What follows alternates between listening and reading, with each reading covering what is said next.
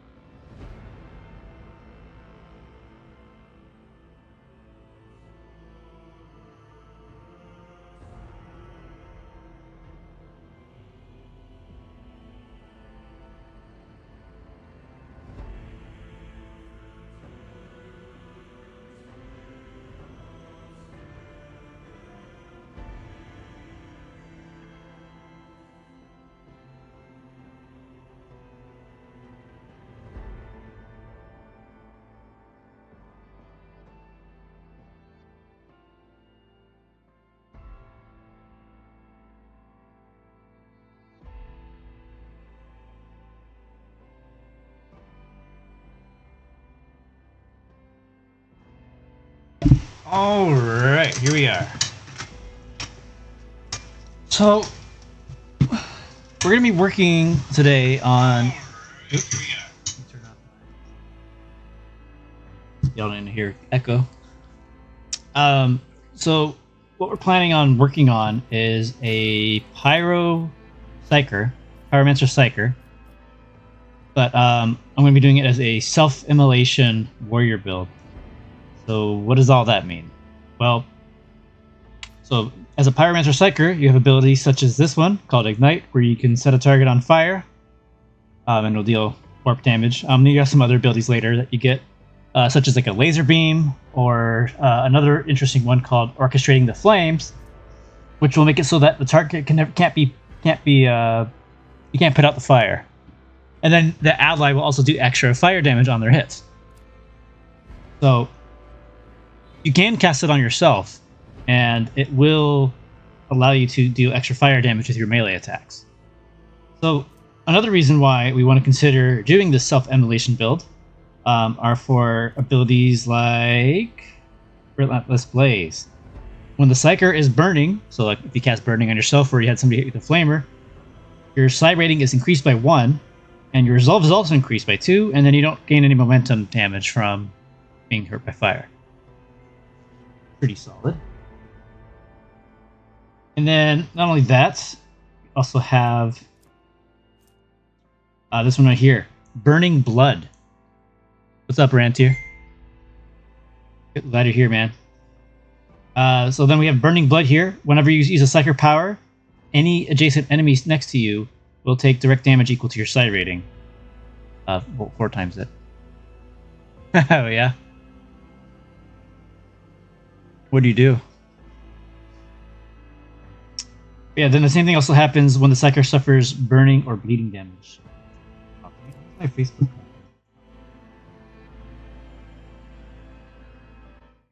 Oh my god. Jesus Christ. Why are they all talking? Maybe that'll fix it. You don't need to see my wife and her cousins talking to each other. Alright, here, I'll show you an example of this build in action.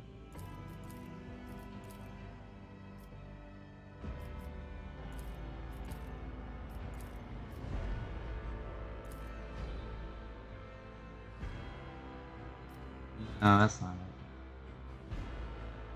Huh.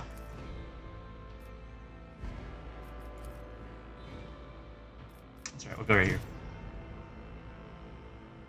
Oh, you're a veterinarian. Damn. I was a chef back in the day, and I actually dated a girl who wanted to be a veterinarian for her profession, like she was going to go to vet school. And I told her a joke she didn't really think was very funny. I'm like, "Oh, that's cool. You're gonna be a vet. I'm a chef, so you kill them and I grill them." That relationship didn't last very long.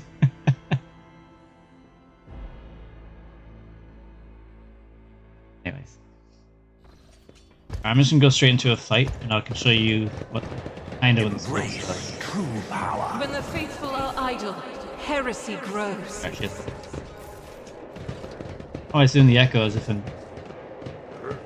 What's up, Izzy? How you doing today?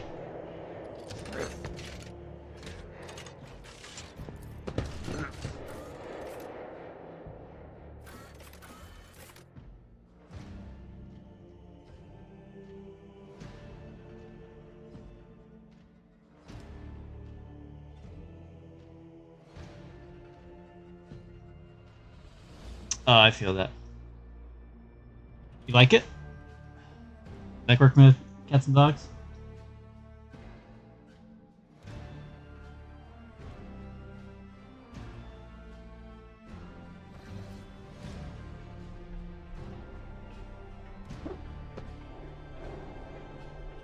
Oh shit! Izzy! That's like, I'm like, I was looking at your picture, I'm like, is that, yeah, hell yeah, dude, how have you been? I love seeing all your pictures of your fishing with your kids, dude. It's fucking sick as hell.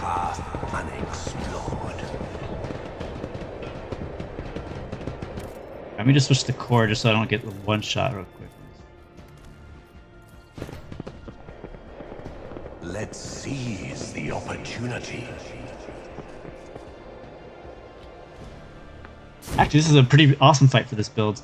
So right now this character is currently with that the pyro build. I mean, it's kind of buggy on this character because it's a mercenary, so it's a little goofy.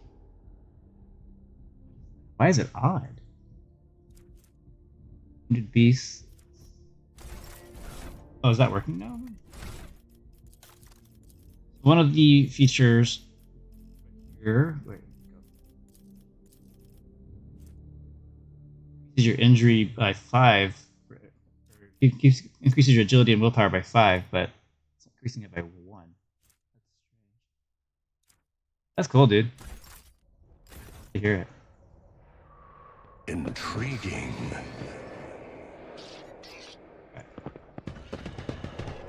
The absurdity of your struggle amuses me. Show them no mercy. They're coming to me.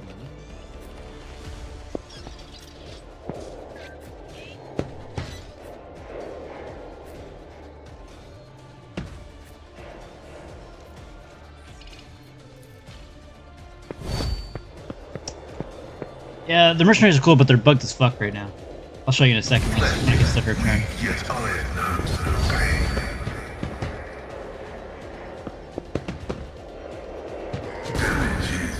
Damn, I wish that had this person there. Alright. I'm not accustomed to being ordered around. Isn't this a job for the serfs? See, they got no AP. Oh my god, that's AP part's not fine. But they have like stupid. It's like the movement's really buggy. I can like move like pretty much the whole across the map. But anyways. Oh, here, that's the perfect spot actually. Pain soothes my soul. Beautiful. So she's actually on fire. All right, now we're gonna go ahead and give her a turn. If I may. See, she only has 3 AP right now because it's really buggy. But now you can see the actual build in action. So we're going to cast a spell on ourselves. See how they're all right here. Actually, I'm going to put it up into fair now, so that way they get more in health. So they have a little bit more health. Yeah, 60, 20, 20. Okay. I'm going to set myself on fire. A wicked thought. It all deal damage to them. I'm also going to use this other ability called Orchestrate Flame, so that way I keep burning. A predictable downfall. Look at that. Just deal some damage from just casting a spell myself.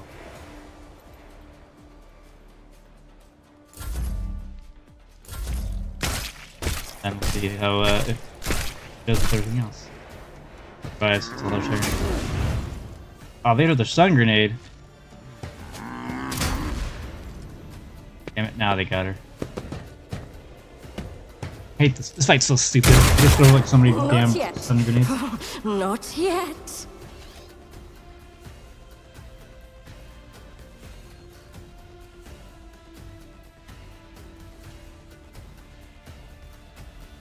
Amidst the carnage, I find purpose. Like this chick. Or she dodges it all. Gonna hit anybody? No. I need no guidance. Purpose guides me.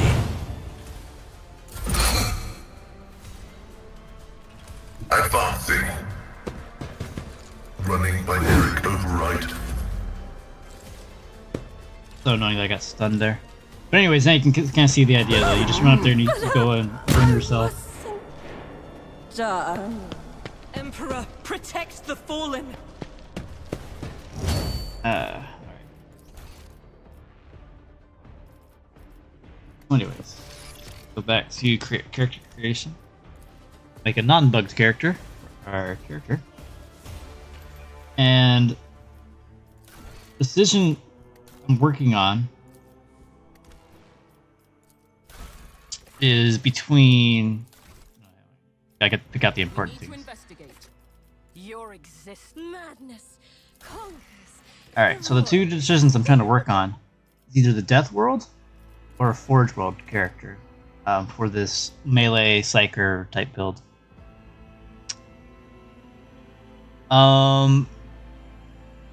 Kind of yes and no. You can see all the perks, but you don't really see in the character creation. You don't really see all the level requirements. Not necessarily level requirements, or you need the like stat requirements.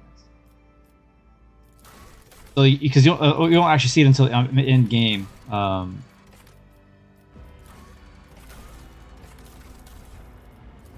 Over here. All right.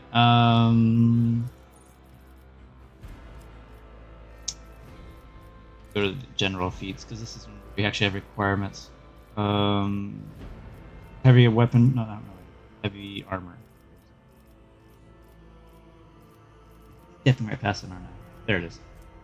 It's not doesn't show you that you need to have, because it doesn't actually show you any of the requirements. But for heavy armor proficiency, you need to have 45 strength, for example. But you can see just about all of your feats, talents that you can pick later.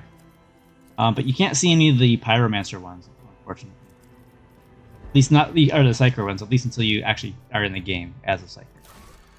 But anyways, the reason I'm debating on this, both of them are going to be good options for this type of build.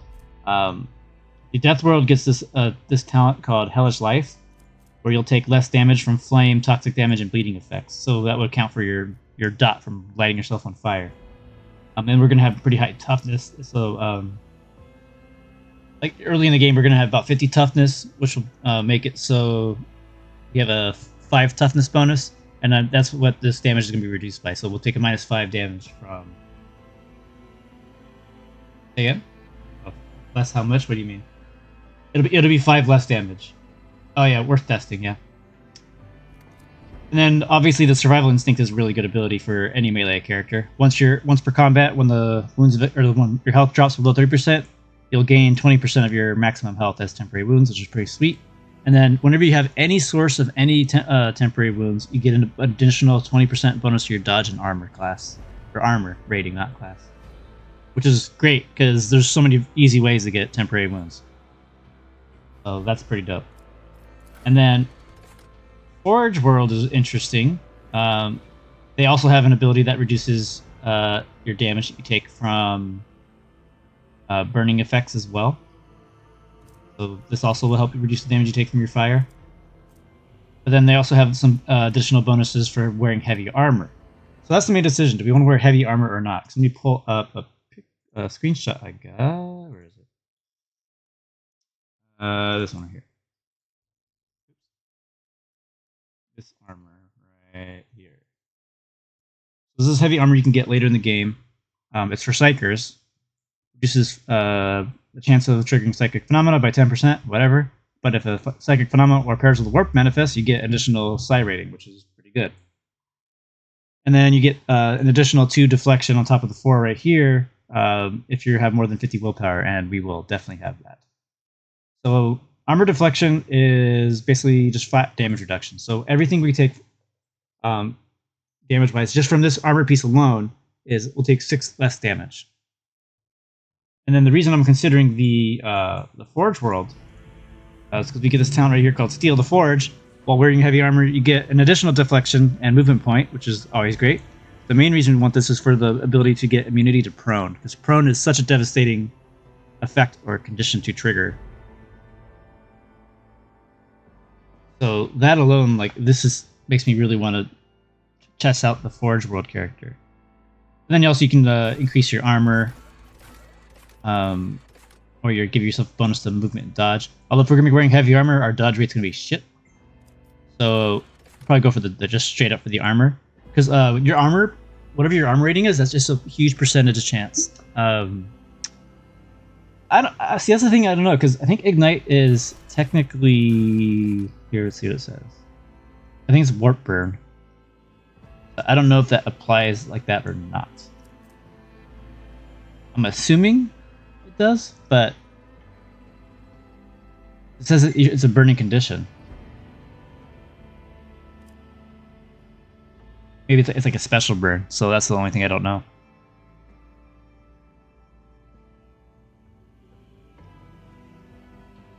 Heretic 4 makes you prone? Does it?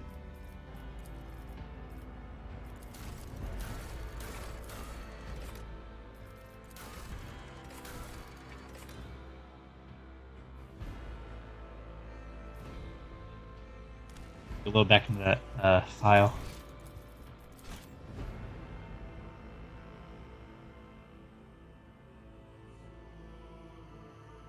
Yeah, the heretic 4 power.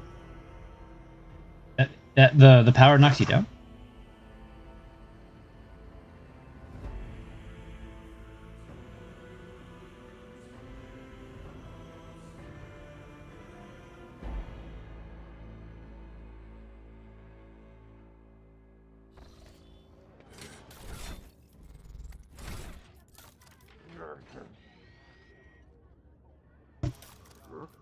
I mean, let's just scoop out the tomato, I guess. Alright, so summary, this one. Once per battle. Oh! Per battle, the rogue trader may choose an ally, including themselves, and grant them 20 plus 20 to all of their stats for 2 rounds. After the effect fades, the target falls prone. Okay. And yeah, if you're a Forge World character, obviously you grab this because you're going to be wearing heavy armor. True. That is true. The Death World is pretty conditional.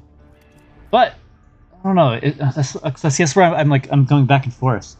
The other thing too, I have this Mercenaries of Death World character as well.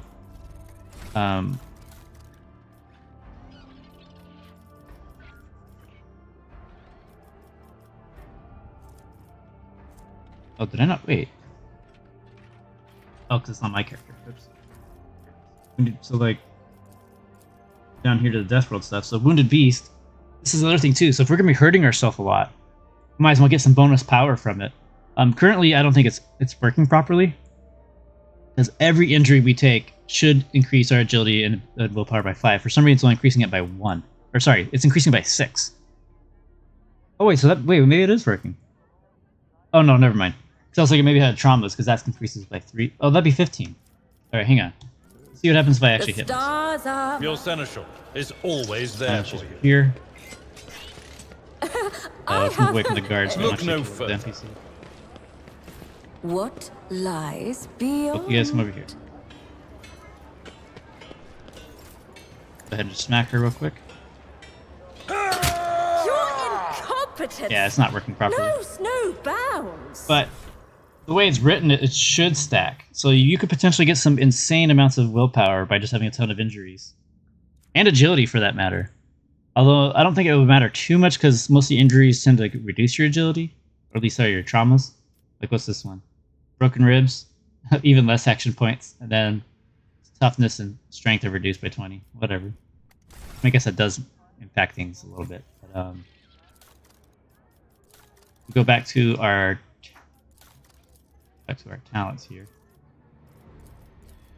Wounded Beast is pretty cool. Potentially getting stronger the more damage you take, more or less. And then Hellish Life also reduces the damage you take from flame, toxic, and bleeding effects.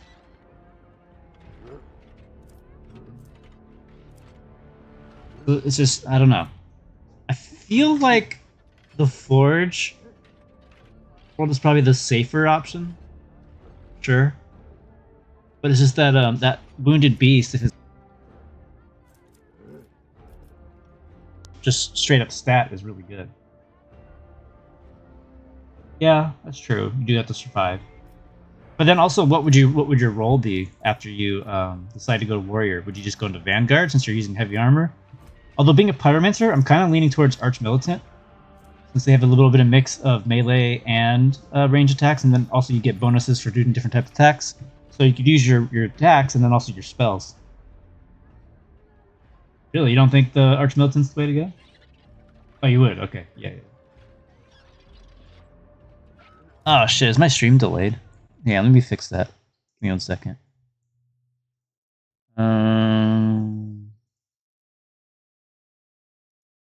I don't think I can do that while the stream's already up. Can I? Oh, I'm also pretty new at this.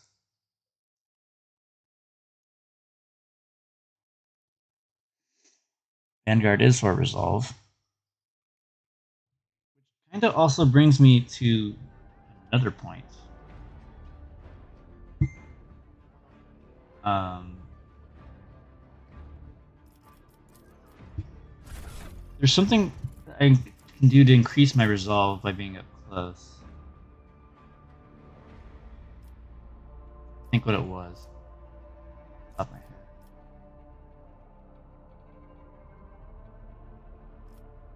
Yeah, that would actually, yeah, absolutely, Zero. Yeah, you can totally use a flamer, or even have Argenta equipped with a flamer and just make flame around, and you can walk in it, and you'll light yourself up as well. Flame grenade can also work too. Well, that's the thing. Maybe we might invest into weapon skill. This is a weapon you get off of the Space Marine at the end of Act 1. It's not amazing, but maybe it'll get enhanced later, or maybe we'll find another sword like it. The main reason I like it is A, it looks fucking cool, but then B, you can heal off of it. And the fact that we're going to be hurting ourselves a lot and having a little bit of healing powers is going to be pretty nice. Which also brings me to another point. If we were to just pick up another Psyker... yeah, exactly, burning the world. If we were to pick up another Psyker specialty, we'll probably pick up Biomancy so we can get some healing capabilities from that. Maybe even go the route of being a Sanctic. That's what I was thinking of with the resolve. Thanks for that's what I was like. What am I thinking about all that resolve for? Let me get back to my ship and I'll show you what I'm talking about. So Sanctic, My path. That's my path. Sanctic Psykers, they got some pretty sweet abilities. Kind of fits a paladin style of build. Embrace true You really just power. make your resolve sky high. Oh, you're gonna be a Psyker? Yeah, a Psyker Sanctic officer is just pretty solid. You're gonna have so much fucking resolve. God damn, I just realized. Because officers already have really high resolve. Yeah, Sanctix is like the holy. I'm gonna make a new mercenary right now on the ship, and you'll see what I'm talking about.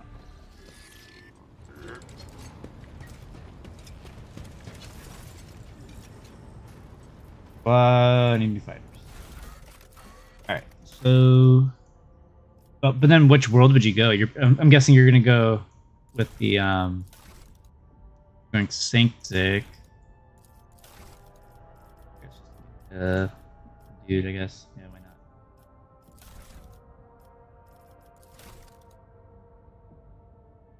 Oh, well, of course, Heretic, but what? Okay, Forge World. Alright, let's pick a Forge World character for now. And then we'll just go even all in on the armor. Alright. Sanctic. This ability right here is pretty cool. Anything within 5 cells of you, that's a pretty big aura, actually. We'll get bonus resolve. And I think you can use this every turn. It says every additional stack of this effect increases it even further. And then there's some really cool abilities you get as well. Holy Fire for self-damage. Generation. Yes, well, that's the thing about... So Biomancy actually has some regeneration capabilities. But we'll get into that in a second. Alright, so Destined Psykers. Armor increases by 5%. This bonus increases at the start of every turn except the first. So that's fucking cool. The longer the fight goes, the more armor you get. Speed by being a Sanctic Psyker. Edge of Dawn. Enemies near the Psyker suffer more damage. Pretty cool. If you're going to be up in melee, obviously. Psalms of Heroes. Side ratings increased by +1 until the end of combat. Okay, so that's like a win more ability, but that's still pretty good. Oh, it's the same one twice. Sanctified Slayer, crit chance equal to resolve %, whatever. I mean, you probably can get that. You can probably easily get to resolve 20 for sure as this build.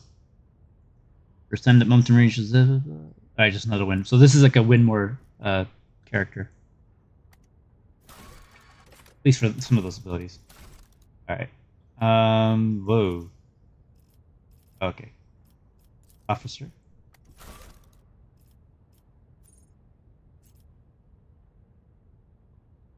We're gonna go another deck. Yeah, Biomancy's pretty cool. Here, let's increase our strength, let's increase toughness, and our fellowship.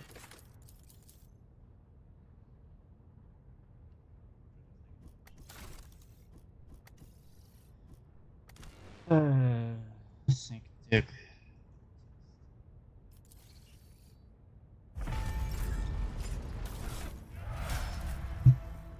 Bias. Oh man, did this.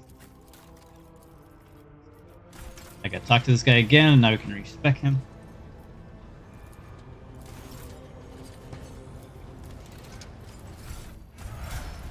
That's fixed. Now we can actually level him up. See the abilities of the same thing.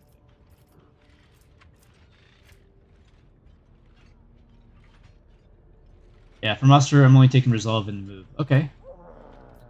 Totally fine. Oh, in terms of like the talents and such. I think you should always take commanding voice though. Just commanding voice is just really nice to have the extra range on your abilities, mostly for command of voice or voice of command. I mean, and then you can pick your steel resolve right here. I mean, this is also a win more ability. Use heroic acts.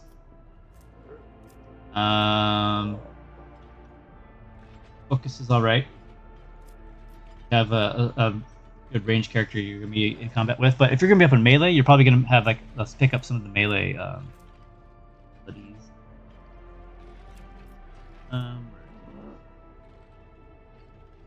Transexual movement. That's okay, I guess.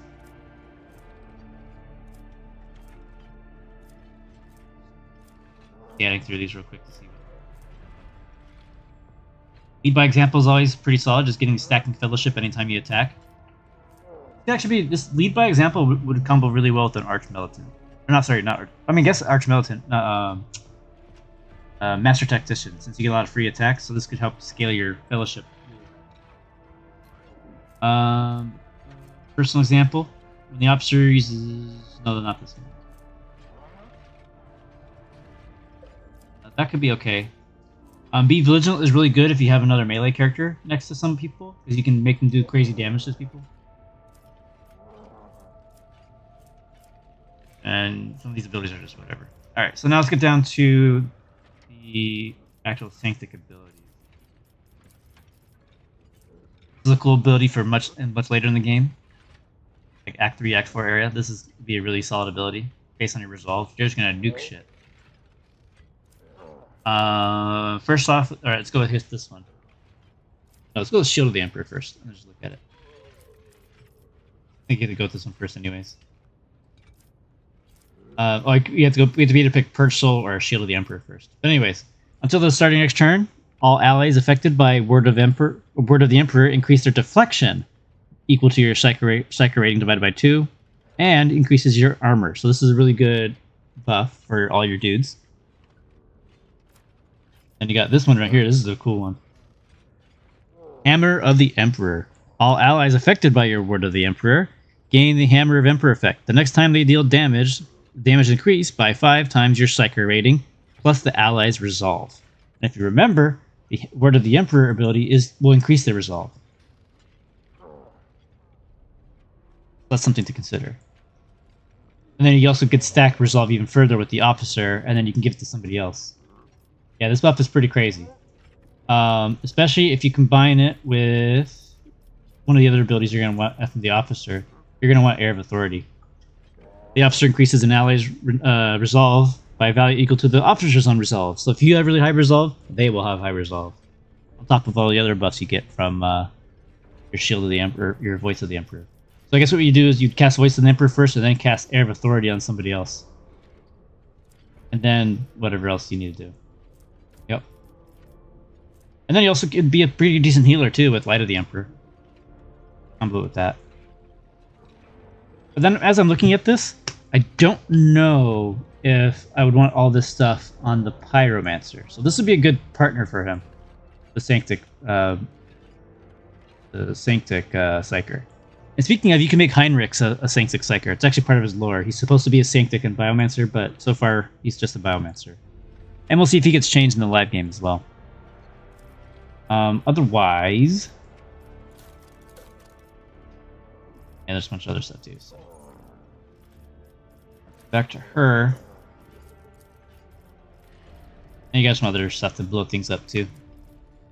Yeah, there's a lot of really interesting things. I guess maybe we'll just go into the strength then, and not worry about the agility. Just go for heavy armor to be protected and just kind of be like a fire berserker dude.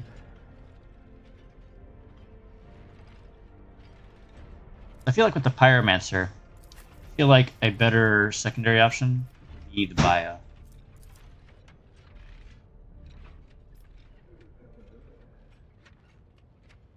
Yeah, I got you. Biomancer. I picked it. Oh, dang. It doesn't work properly. So normally if you pick your Biomancy up here, you'll be able to pick your ability here, but I think it's because it doesn't register that we're selected it, because right now we're leveling up all the way to 15 on this character. Properly. That's a...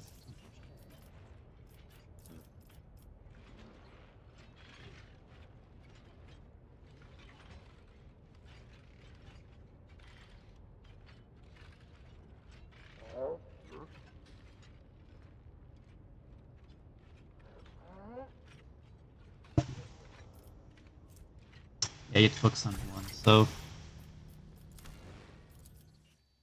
all right.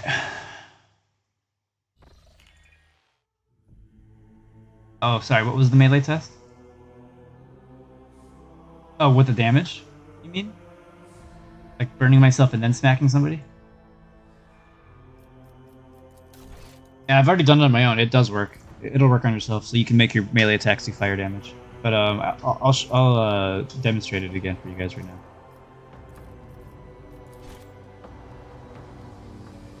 I'm gonna set the ground on fire, and I'm just gonna run up and just smack somebody with a melee attack while I'm on.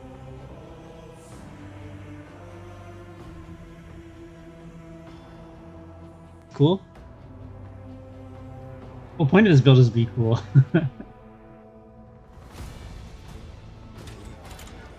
What is going on with the?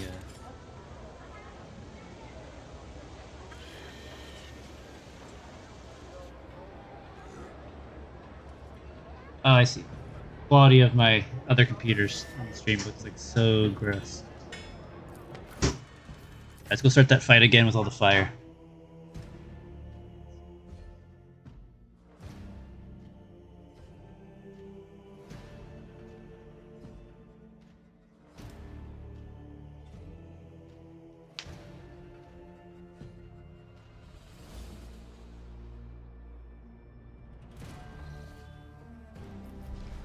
The world will bow.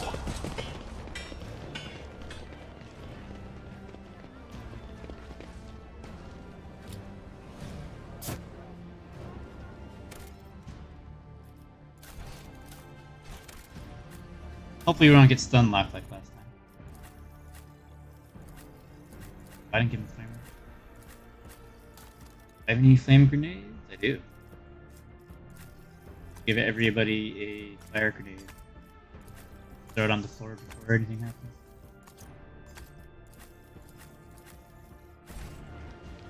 I tread a path unexplored.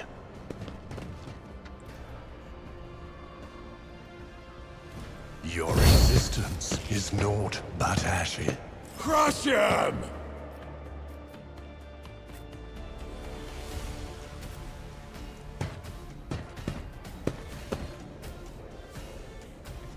I know what I'll do.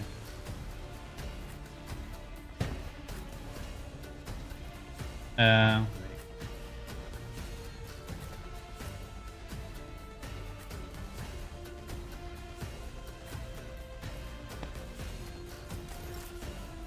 was thinking about throwing a grenade first and then lighting it up. I can move in position. It takes 2 AP to throw a grenade.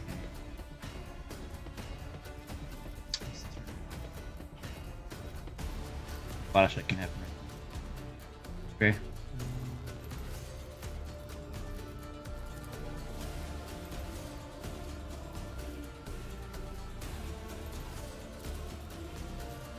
Isn't this a job for the serfs?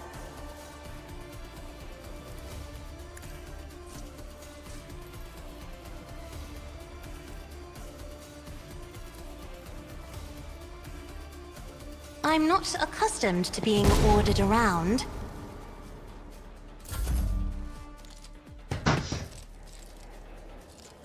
Hopefully we don't get stun locked. My resolve is unshaken.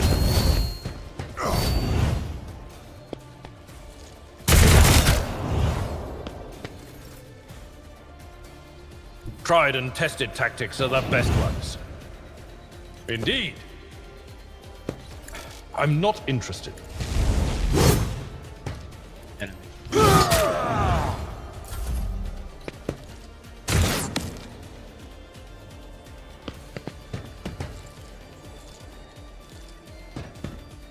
I shall return. Intricacies of mortality laid bare.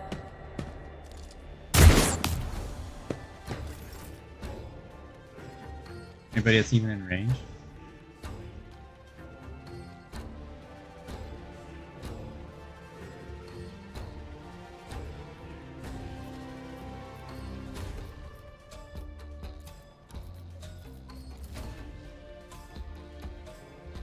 Well, that's annoying. And catch on fire.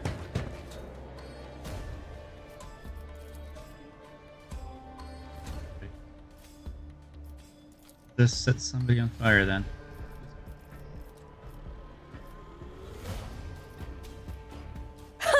What if? Schemes within schemes. Now we have the orchestrate flames. Also make it so every melee attack we do will inflict full burning damage on their target's attack. While they themselves now only suffer half burning damage from now on. Should stack with our other abilities too. Fire damage.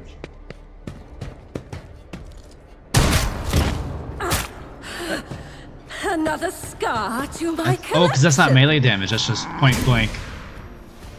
Come on. God, that's so... Hopefully she survives.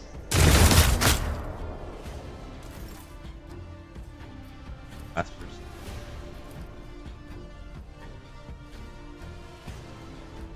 Guided by faith. Let's just cover everything in flames. Faith without deeds is worthless. I missed. This is unacceptable. Rejoice in battle! I'll do it.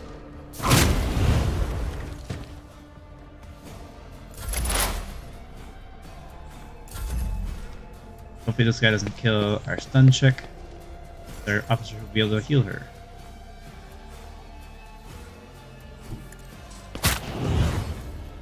Isn't this a job for the serfs?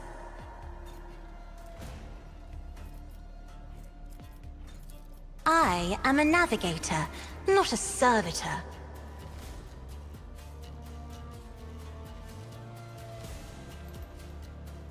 Step by step. Just because like if I want to go over here, but I feel like she's not going to be able to. Actually, yeah, she can. I'll just use my desperate attack. Behold my artistry! All right, now we're gonna see they're gonna take some burning damage. Oh, a wicked thought.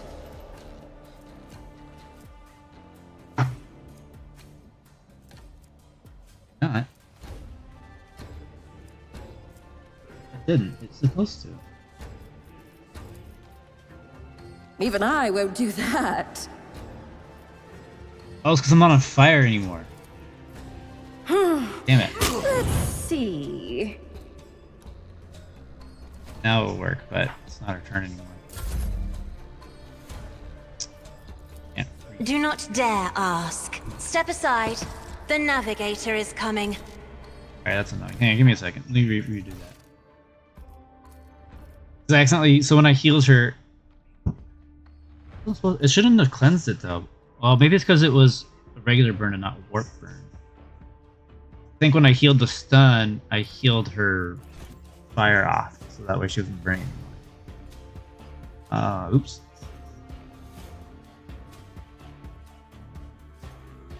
Burning, but that stun is just a little bitch.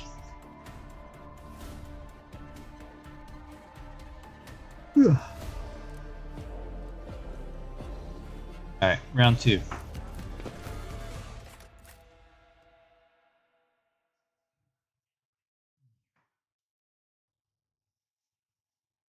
We get a better turn order this time.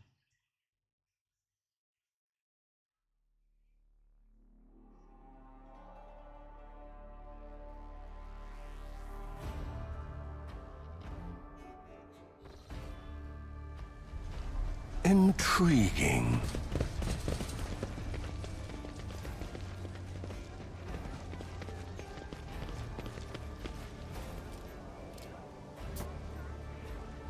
Let's seize the opportunity. But let's just... Ruin beckons.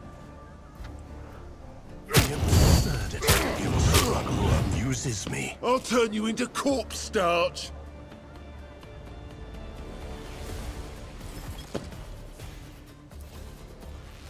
What a terrible turn order. Bring him out of us now.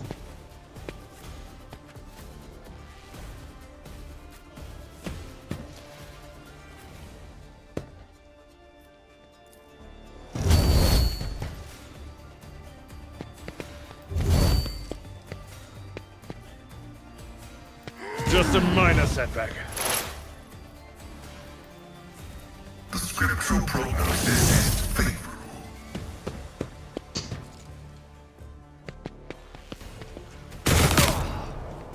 I've suffered worse.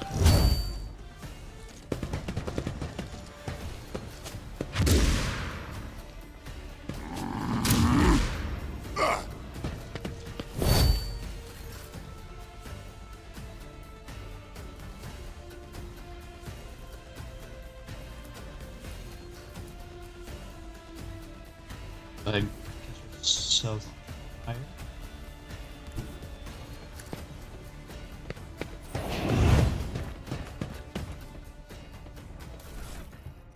I have the damage reduction.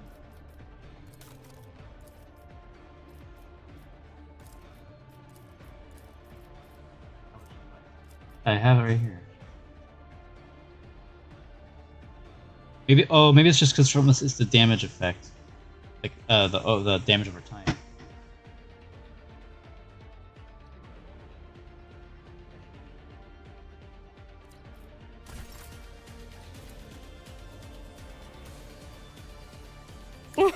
A wicked thought.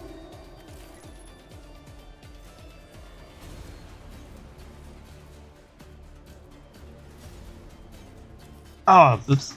Schemes within schemes. I forgot that. Let's see. Got to put this. All right. Hopefully she survives. Right, she might. Yep. All right. Cool. Over you.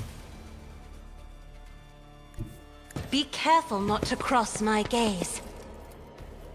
Fuck.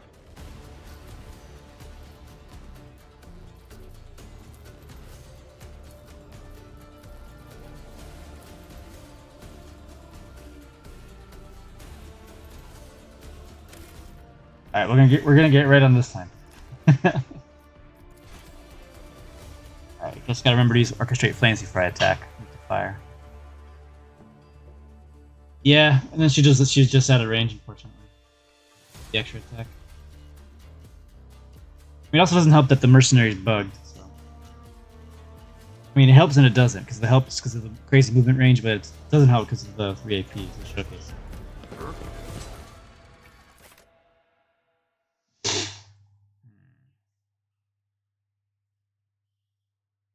Alright, third time's a charm, right? Oh, let me change something.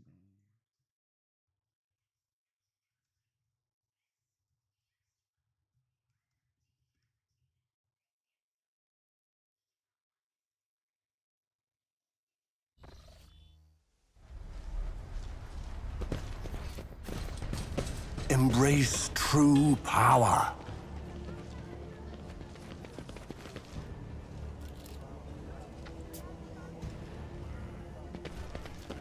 My ascension has only just begun. Struggles are in vain. I will take you down. They're looking part here. Let's put Cassie. There, you.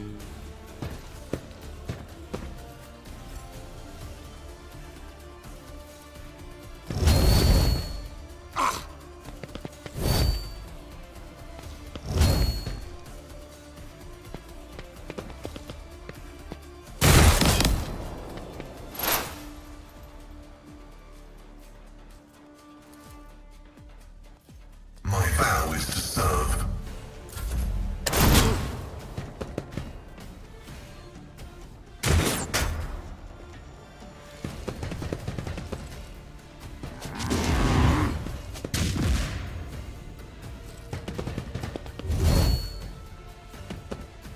Fire grenade?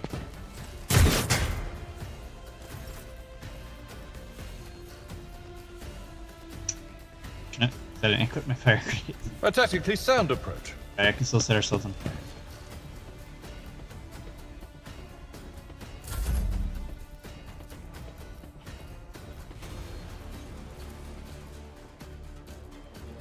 Isn't this a job for the serfs? Oh, wrong character.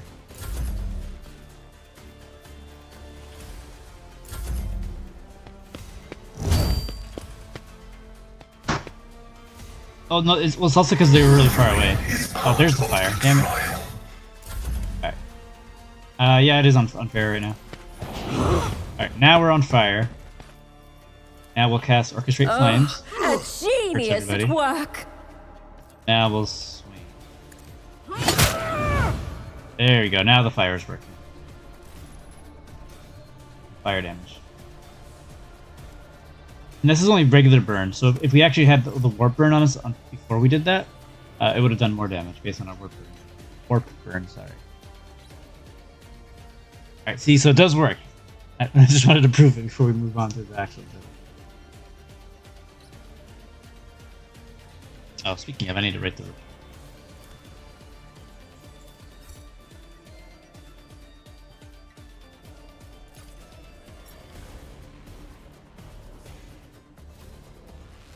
Well, it does the same damage that you take for the dot itself. So I think the fire grenades do 4 damage per tick. Whereas I feel like, I'm pretty sure the Ignite does 14 damage. I remember doing 14 or 12 damage, something like that. To the enemies when I attack them with melee.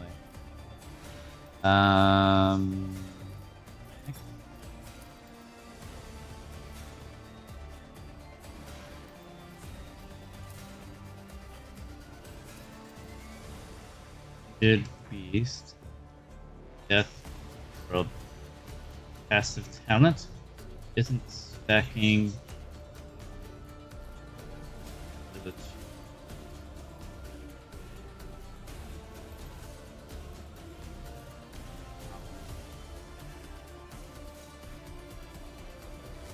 Critical! No, I'm just kidding. It's not. Love to test out and click this talent. Working.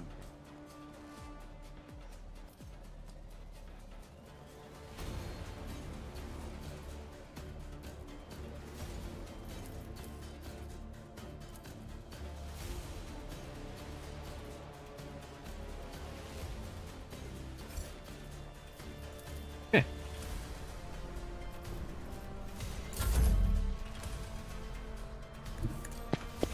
My purpose Jesus. empowers me to prevail. Theory. I hear now it's just... Oh, none of them are on fire, just you. Let's see if it actually hurt everybody. I think it will. One step closer. Ooh. Wait a minute. Wait a minute. Purpose guides me.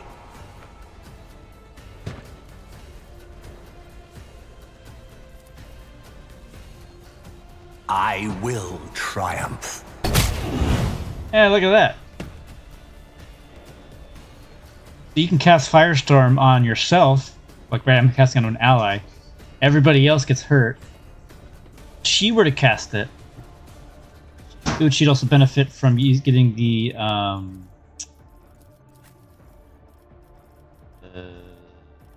what was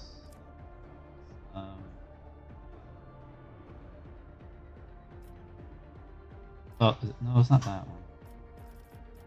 Hang on.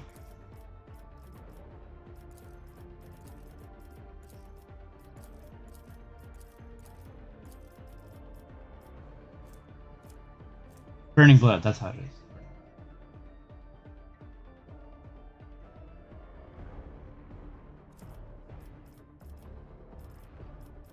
Up, don't I? Yeah, right there. So yeah, so if I had her run in there on fire and do an attack, she obviously do extra melee damage with her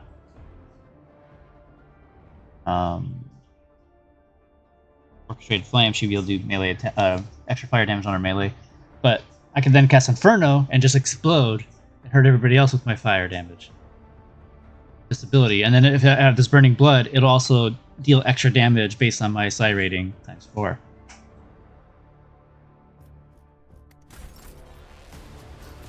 See how much the stacks the guys have? How many do they have? I don't think they have. I think that's stacking. That's something else. So these don't stack until. Well, there's an item that lets you stack that shit. So right now it's just always just gonna be one stack. We want to look in. I think it should show the damage.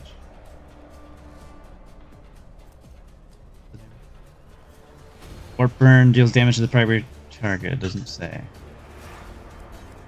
I guess we could look on here. Alright, so they're gonna take 11 damage each turn. So if I were to attack with this, while she had warp burn on, it'll deal an extra 11 burning damage. Yeah. Well, they always say permanent until you like get rid of it. And then they're also bleeding because she hit it with that weapon. Whispers, guide my hand. Oh, I probably should use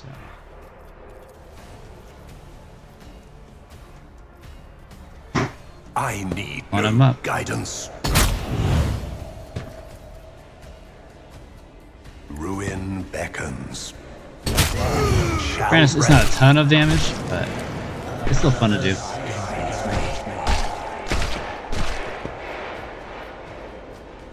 For shits and giggles, let's give her strength then. One step closer.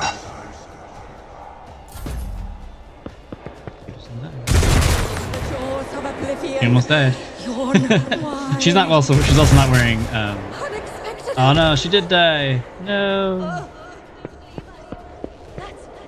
That's an order. Well, Inflame doesn't really. Inflame doesn't increase the damage of the burnings. It just spreads the fire. I mean, and it just, so basically, it just casts ignites on everyone around.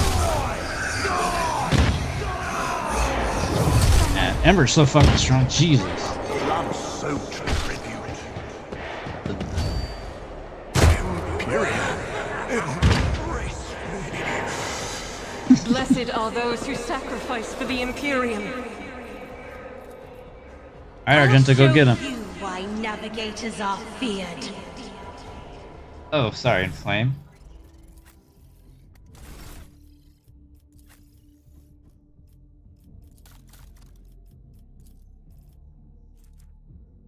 Oh, I never grabbed Inflame.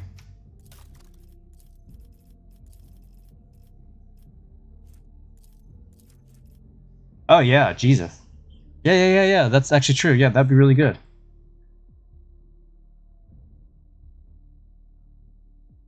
Yeah, all conditions will deal extra side damage.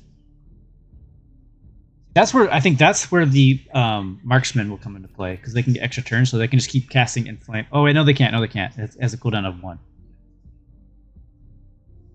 Yeah, so you just have to cast it every turn.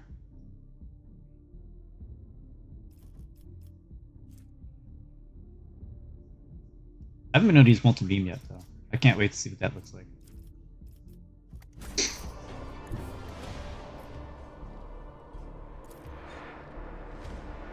How much fire damage?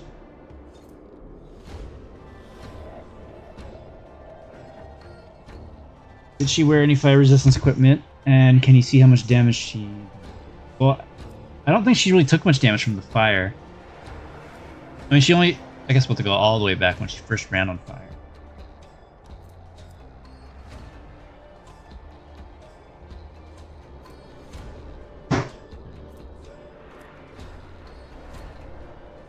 Gene. Effect applied. Energy damage.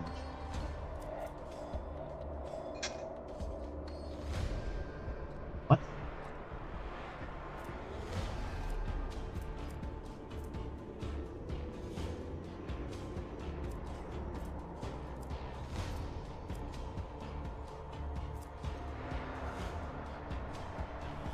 That's just from running through.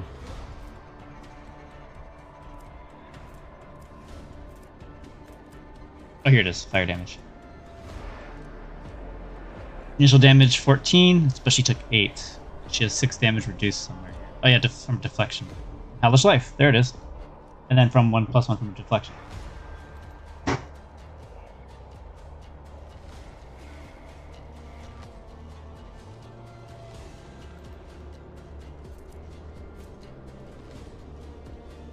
Oh yeah, the direct damage, that's from just casting spells while he's burning blood talent. When she had all 3 of those dudes around her. That's so much damage to burn, I guess.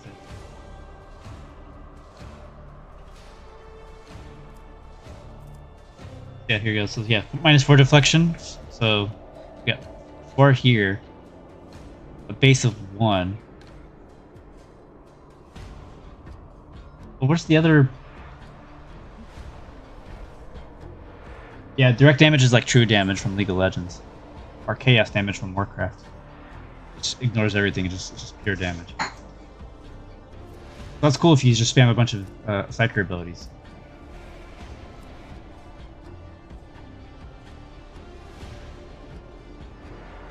And then how? So this we got -4 here, but where's the other -2 coming from? Armor? That has to be it, yeah. Well, the initial here is 14. Initial is 14 total because of the base +1, and then difficulty is 30% extra. So that's 14 damage total coming in. -4, and then we have effective armor, reduces it to -40. Then it has 30% armor penetration, so it equals 8 damage results. So Hellish Life does help to reduce the damage of fire.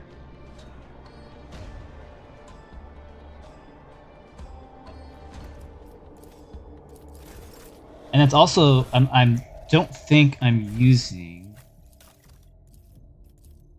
one more.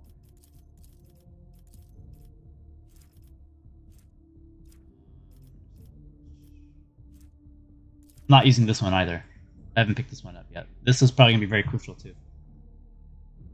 Psyker gains extra armor against fire damage, and then half that amount against energy weapons from Las Melta and Plasma. So this is also really good just for other stuff too.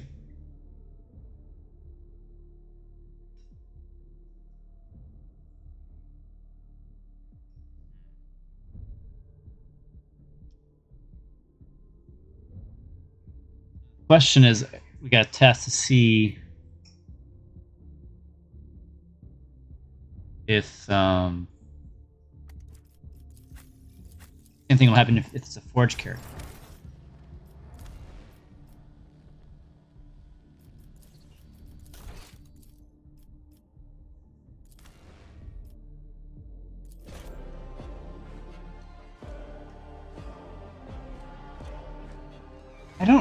That's a good question, actually. I don't know.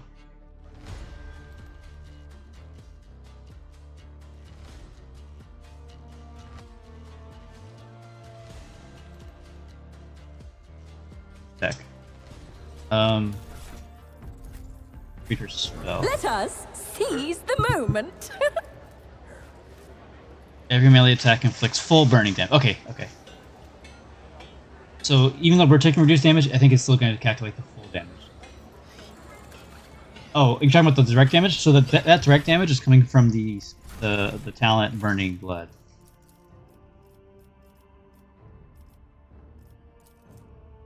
So when the Psyker uses a psychic power, all enemies adjacent to the Psyker suffer 8 direct damage.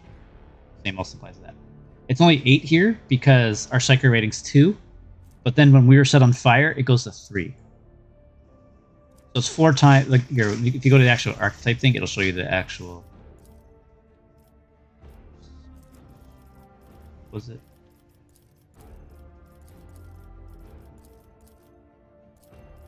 Oh, Burning Blood. That's right. So it's 4 times your Psyker rating, just direct damage. So set yourself on fire. That makes you an additional to whatever you are. And if you're a heretic, then get that heretic Psyker armor. Potentially get a lot of extra Psyker rating.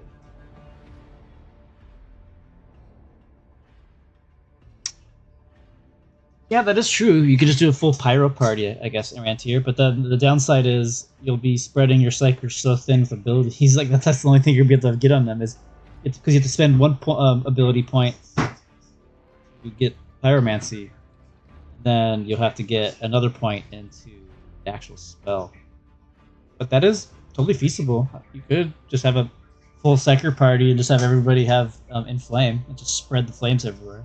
I guess have Argenta in there with the flamethrower to help with that. Unfortunately, Cassia can't learn it. But you still have 3 Psykers in total with it. That's if you're using companions. Obviously, you can do mercenaries and do a full Psyker party. The max Psyker rating that you can get from being a Psyker is 4.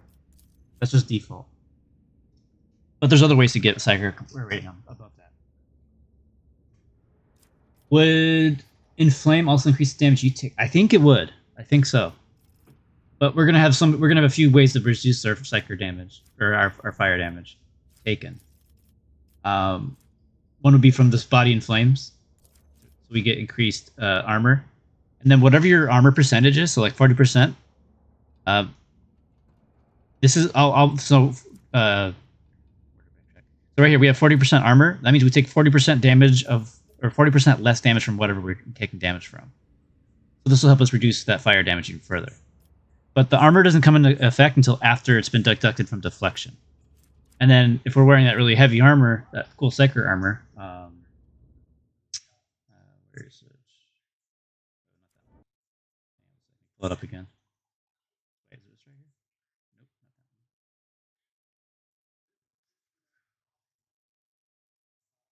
Why does it keep going over there? So like this one, for example. So this is probably going to be one of the ideal heavy armors we're going to wear. So in total, we'll have 6 deflection just from this alone. So that's 6. Then you'll get it. Your toughness bonus also equal to that deflection based on that talent. This is the version from the Death World. But this is basically the same thing. It's going to do toughness bonus, so we have 5, so that's another 5 on top of that. So that's 11. Then I'll also look at the Forge one real quick. Go back to the ship and we can look at it. Then like one more talent, I think, to help reduce it. Oh, also the Orchestrate Flames itself. So now you'll suffer only half that burning damage as well. So at least you'll have several ways to reduce it, but I do believe, yes, that Inflame will increase the damage on fire. Oh, that's true, you could take Pascal, but that's if you wanted Pascal. Although if you're playing with your main character as the Pyromancer, then he'd probably be your tank. Yeah, since he's in heavy armor. Although I wouldn't make him a Vanguard.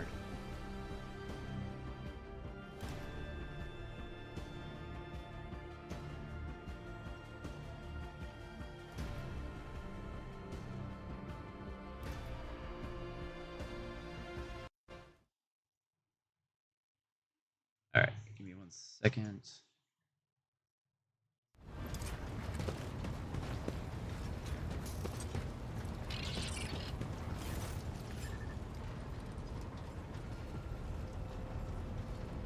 Yeah, very true, Khaled. Yeah, it would encourage a heavy psyker party. Not only that, but hang on. It would encourage a heretic psyker party. Go over here. Yeah, here. This one. Yes, so the warp. Psychic phenomena increases your momentum instead of reducing it, so that's what helps you get more heroic abilities from that. And also demonopathy. Oh no, this is gonna be the reason. Also, the reason why we're taking heavy armor. Once per battle, you get extra stats, and then once it wears off, you fall prone. But if you're a Forge World character and wearing heavy armor, you become immune to prone at all times, so that shouldn't knock you down. Then, okay, that's a cool ability, but I don't think that really affects here. Oh, here. For the first round of combat, everyone in the Rogue Trader's party has a 25% chance to gain AP after killing an enemy. However, triggering this effect immediately manifests psychic phenomena. So that would work with that armor to help get even more of those as well. So that would increase your... Oh, I keep throwing it. I keep closing it. Dang it, sorry. Ah, wrong button.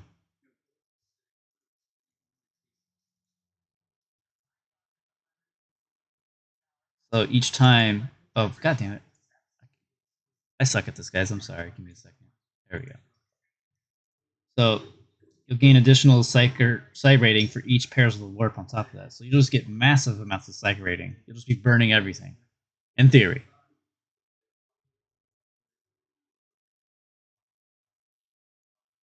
Best case, you get one damage fire, and 20 direct damage. Yeah, you could do that definitely. Or whatever your psi rating is times 4. You just nuke everything. Especially with, there's another item.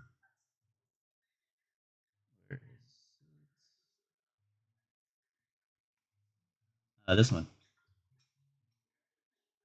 The first round of combat, the wearer gains a number of additional psych attacks equal to their psi rating. So you can just go up to habitual enemies and then just cast a bunch of stuff on yourself and just blow them up. And it could be any psychic ability with the burning blood.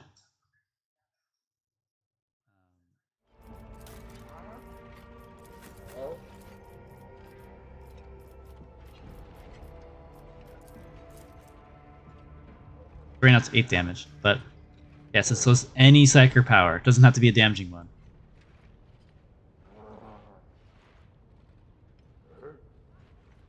Absolutely. Yep. Absolutely.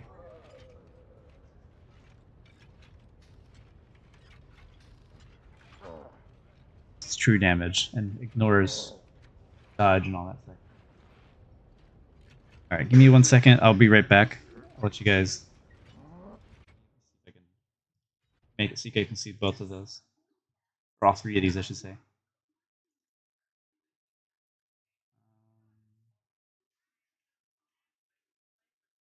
That one.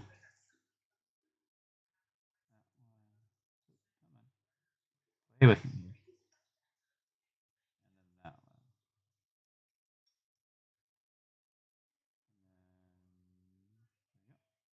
Alright, I'll be right back. I'm gonna go grab my dinner. So you can look at all these 3.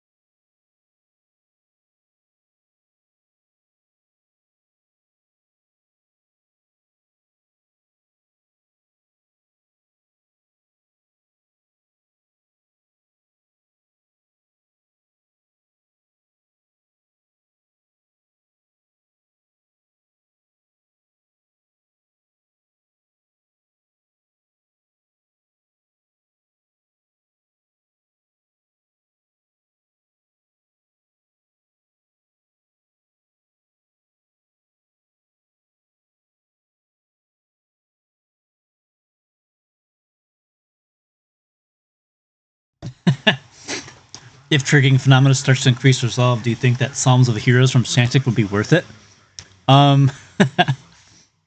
Yeah, why not? Well, no, the triggering the phenomena, I don't think that increases resolve, that increases momentum. Here? Yeah, increases momentum. That's something else here it says.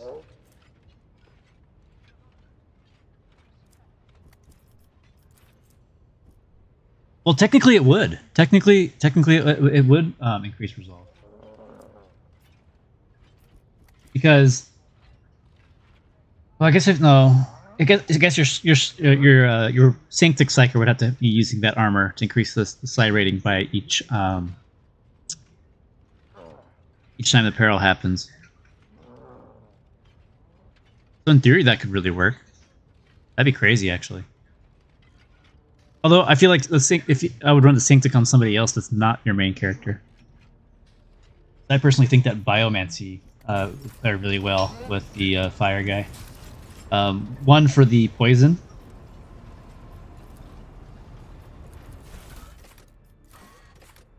Grab a quick person. We're gonna throw away him.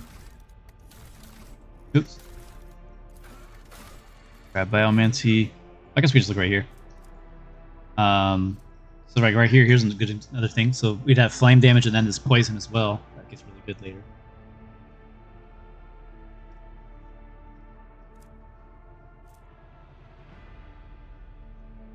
That's only for Biomancy.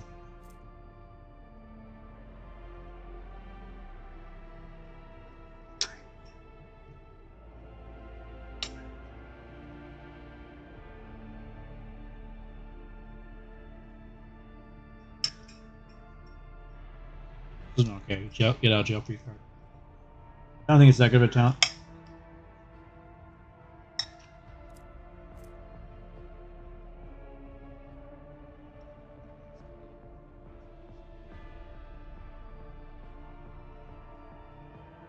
Actually, no. I don't think it'll do that. Indeed.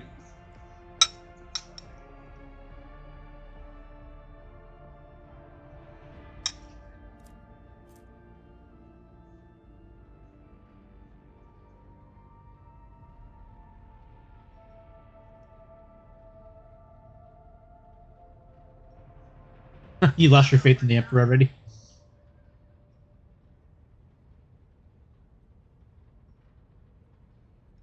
Yeah, that's true. The only issue with the regeneration...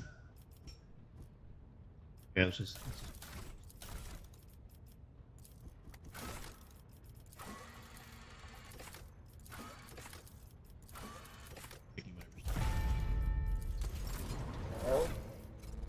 All fear the dreaded unit not set. Unit name not set.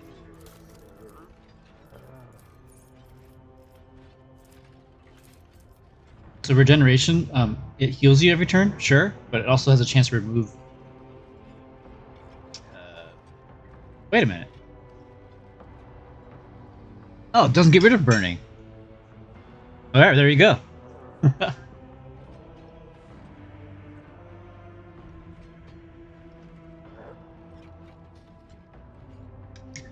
I thought it got rid of burning. It's everything but, pretty much.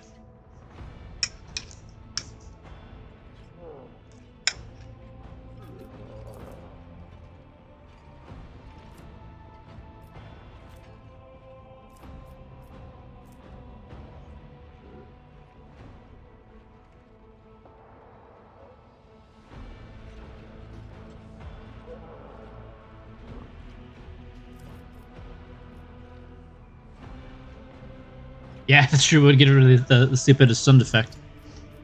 But still kind of officer can do that too, though. Get back in the fight. This one will get rid of burns. It doesn't get rid of warp burn, I don't think, though. But before I showcase this stuff to you guys, I did a quick little sample battle. Didn't I still have warp burn. All right, and then let's look at the one last thing you need to look at. I do think Arch Militant is probably the way to go. After Warrior, go to Arch Militant. But I want to look in some exemplar to see if there's any exemplar talents.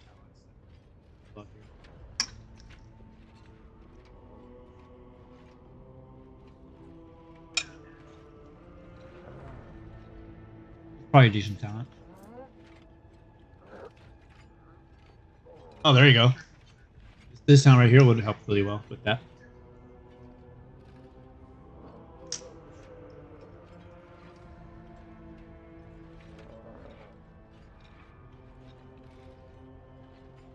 Just straight up. Can we get 5? Oh yeah, you're right. Well, hang on. We got 1,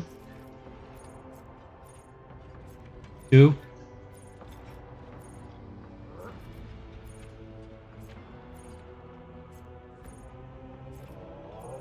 3, 4, 5. Yeah, you're right. Damn. Alright, well, flesh one's probably a good one.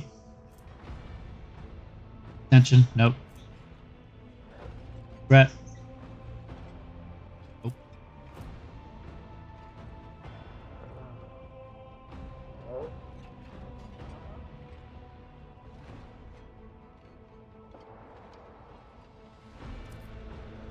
Oh, for a sword dancer type class?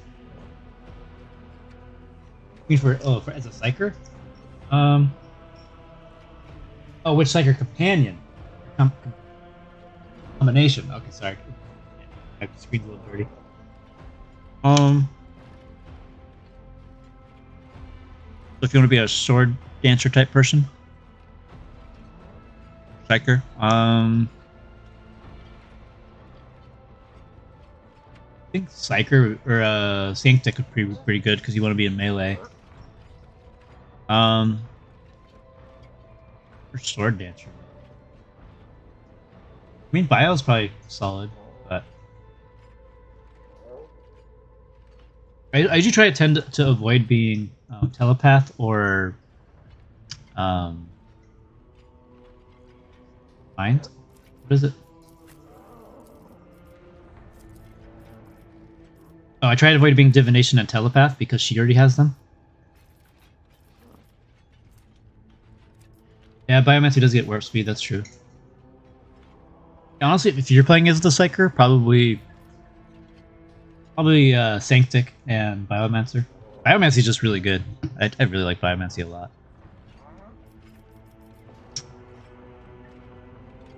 What's up, Reaper?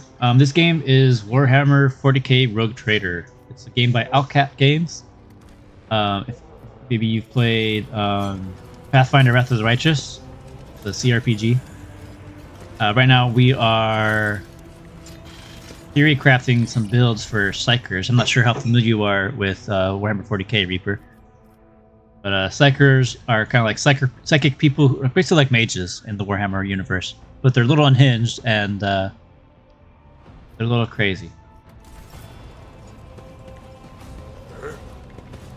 Think this might apply to you as well, or just your allies? I'm pretty sure it applies to everybody. Is this a psychic person? Oh, I think this is the Biomancer. This is the Biomancer. Pretty sure they do.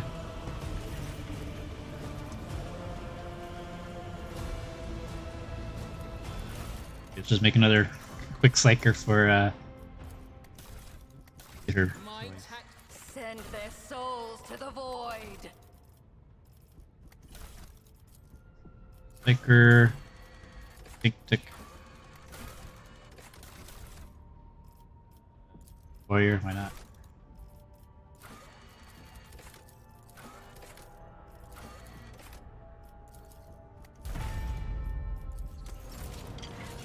Surely, I'm sure.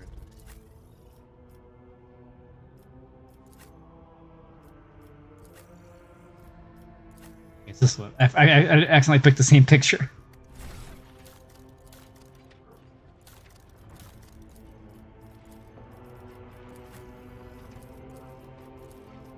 Alright. Let's look at their...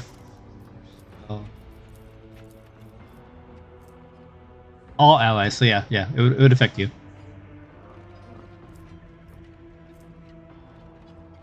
Yeah, everyone that's in this five cell radius.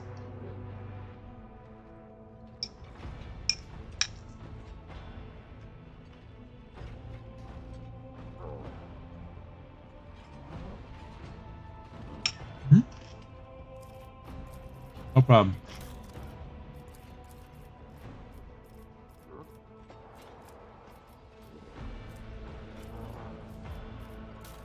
Yeah, let's look at the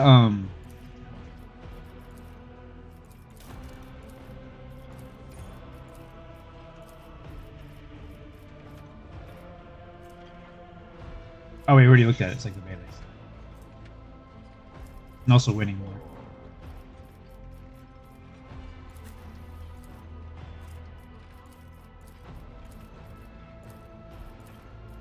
I just realized the downside. Oh no, she can. Okay. Fate, everyone in combat, critical allies, Fate Bringer. Great Ninth dodge or parry. More AP.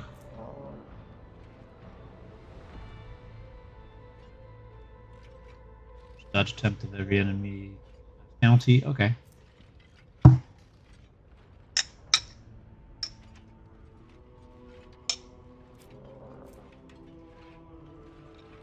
Okay. That's gonna be like a. What's 7 times 5? That's 35? Like.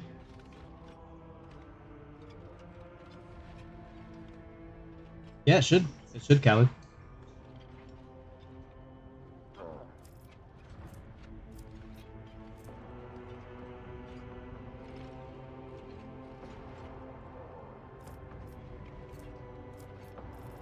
I wouldn't use that.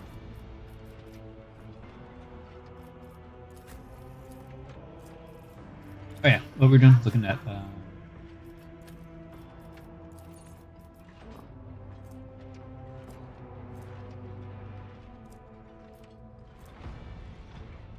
Immune to all effects that produce.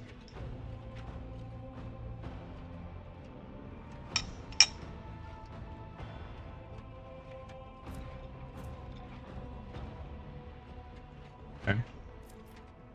Essentially, anytime they get healed, they get more health.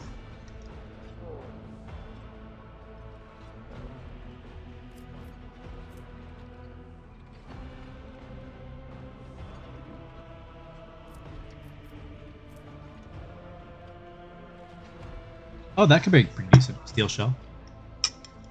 Very good attacks.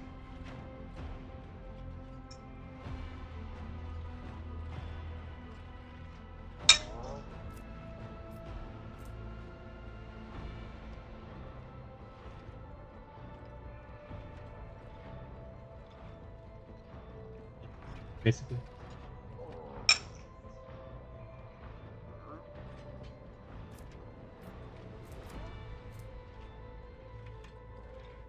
Oh.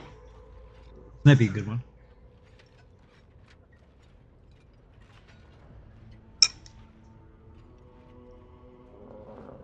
True. So do I.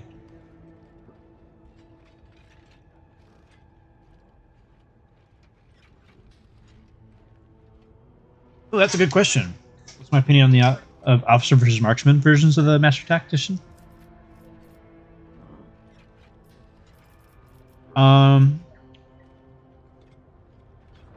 We'll get to that in a second. Let me finish looking at these exemplar talents to see what's good for this build, and then I'll go hop over that question for you. There are definitely perks for both of them, for sure.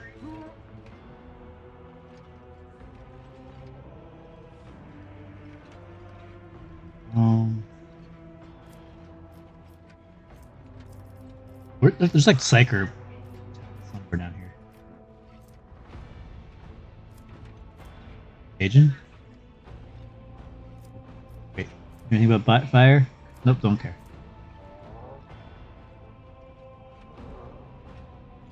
Maybe that's good? I don't know, that seems so marginal. Only +5 or +10 to all stats? Snipers. Sniper.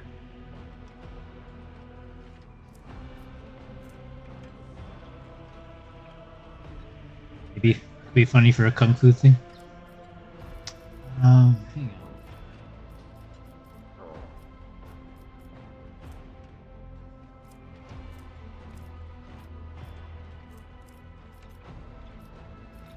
on. We can look at it later then. Alright, so you said Master Attack versus Marcus. Oh, combat mediation, you said gets 15.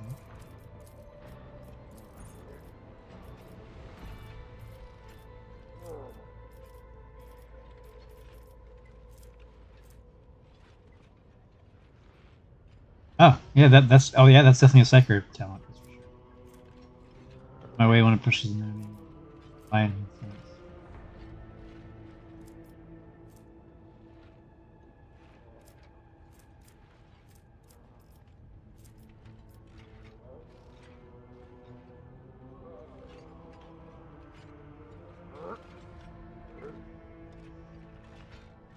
If you already have 2 officers on the marksman, the marksman master attack as a place on the team. Think Cataclysm would stack every time you deal in flame. Yeah, where's Cataclysm? That was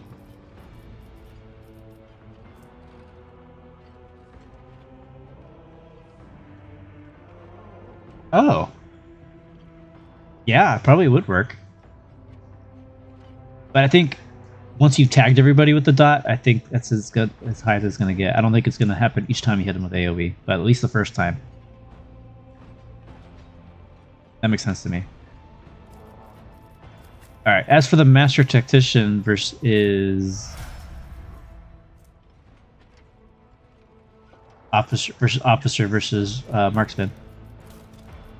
Well, first off, there's also Marksman can also be the Arch Militant. I feel like if you're playing a Marksman character, I feel like Arch Militant is a much better upgrade than the Master Tactician. That being said, Master Tactician does have a lot of really cool things that a Marksman likes, particularly combo attacks, like free attacks. Let's see if I can... Is this impressive? No.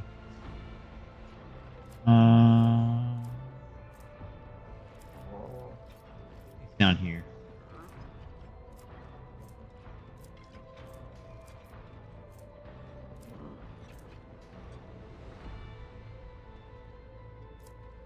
Sorry, I'm trying to look for it real quick.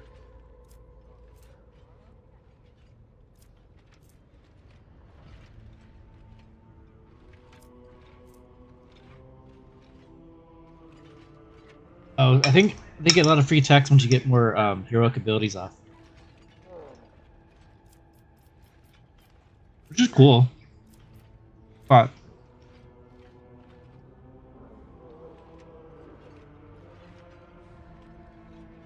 oh yeah, here's a good one too. Your momentum's less than, or your momentum's higher than 125. First burst fire or area of attack can be reduced all the way down to 0 potentially. That's pretty good. Burst fire marksmans love that. To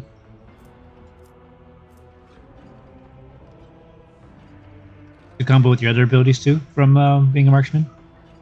Getting your grenades and medkits down to really cheap.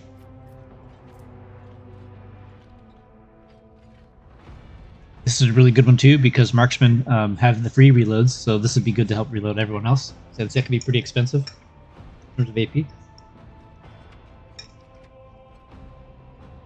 Like snipers, for example. Their sniper rifles cost 3 or 4 AP.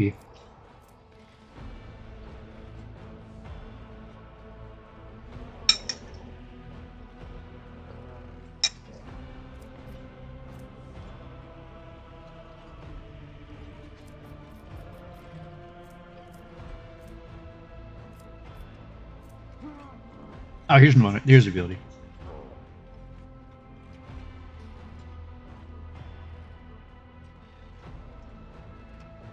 Yeah, Master Tactician does want a lot of resolve, so that we can generate momentum better. I personally think officers make better Master Tacticians than marksmen do, but there are some things that marksmen like here. Ultimately, I think if you're a marksman, you should go Arch Militant. or Bounty Hunter, but I think Arch Militant's the best way to go. You got a lot of ways to do a lot of free attacks. Like this ultimate, for example. The first attack of every turn you have, including extra turns. Your first attack will always be 0 AP. For the rest of combat.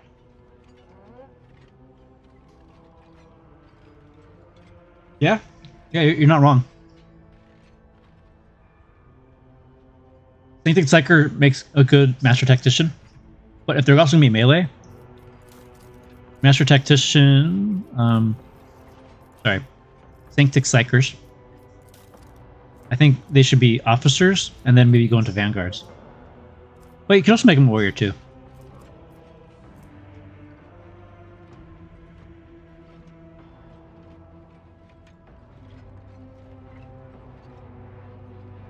Well, yeah, Bounty Hunter's heroic ability is good for snipers. It's not really good for burst weapons, for sure.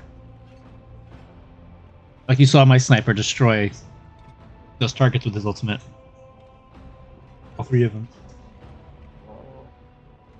Potentially more if we can get more bounties. But anyways, a Saint Six Psyker may probably make a good Vanguard, since they're probably going to have lots of resolve, and then you go Officer and then into Vanguard, you have a lot of Fellowship for a lot of the abilities here. The only thing is you got to make sure you have a lot of toughness and strength as well. Does Clovabold still work with burst attacks? I don't remember. I don't think I tried it yet. I know that was something you could do in the beta. I don't know if that's still a thing in this version.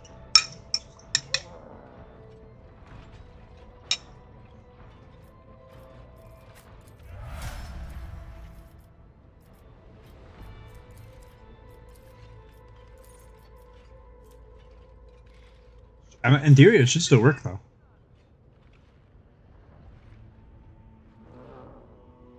It says your next attack. It doesn't specify single target. It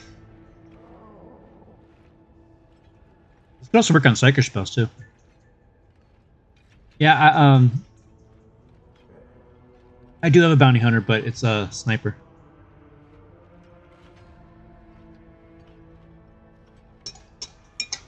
Eating my dinner. Kind of bad.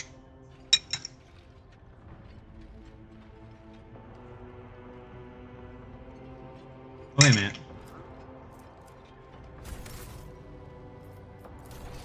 I don't have to use a bolter. I can just use any burst weapon.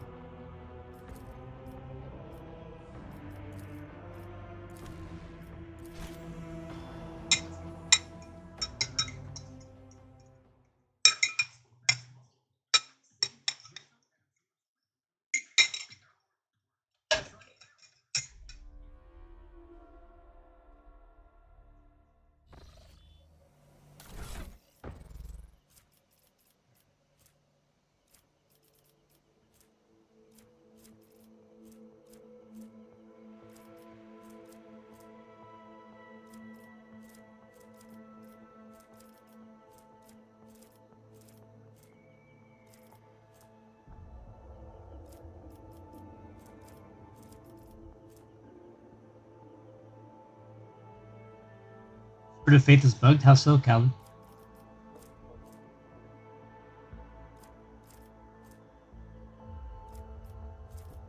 Hey, what did I do with my lace gun?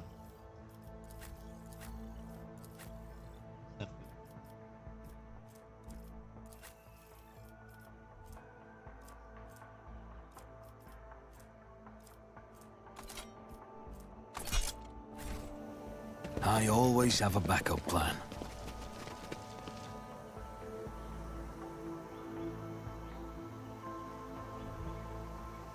Warp Brooch? Where's that from? An expected result.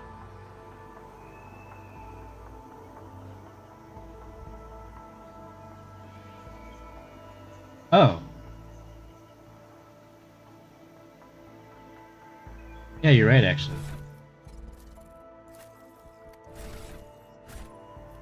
Let us not do. I guess I can just go try to grab a Sanctic Psyker and then try to use the ability to see what it does. Alright, I know how to take risks. Always keep your eye on the prize. Onward! Let's not waste time with pleasantries. Dang, somebody pointed out that this voice sounds like Sean Bean, and I But I can't. will grant none. Show them no mercy.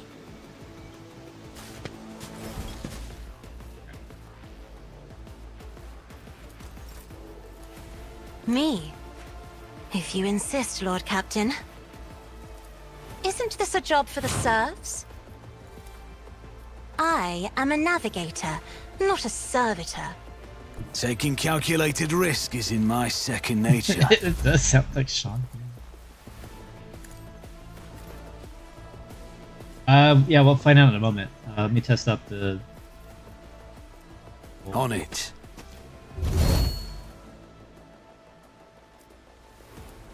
I'll see to it personally. Your end was inevitable. Huh. Well then.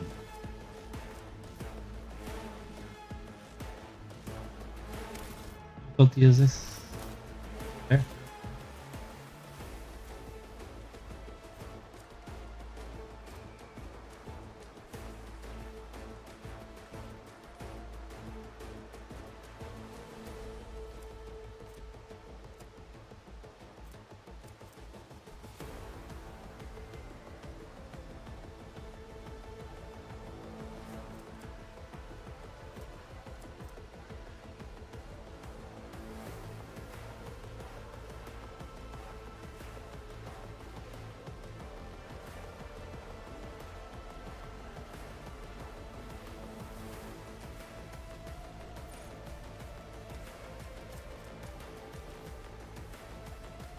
Yeah. Hold the bold works. First weapons. 23, 113, what's the other? Oh.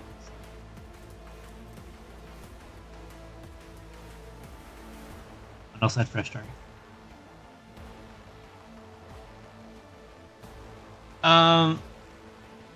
Yeah. Part of it. I would say it doubled it. I wouldn't say it tripled it. My fresh target at steady is what did the rest of it. Hey, Blue Drake, how you doing? Is it Drake or Drachi? How do you pronounce that, Blue? See you, man.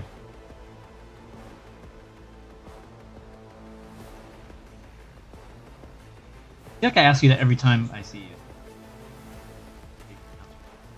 Alright, let's go pick up that Sanctic then. Just cast the damn spell.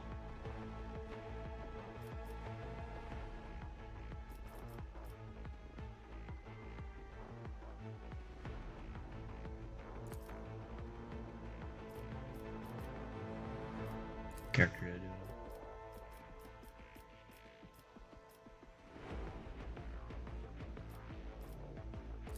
Oh, that's not good. I got rid of my autos. In this case, we'll just do this one.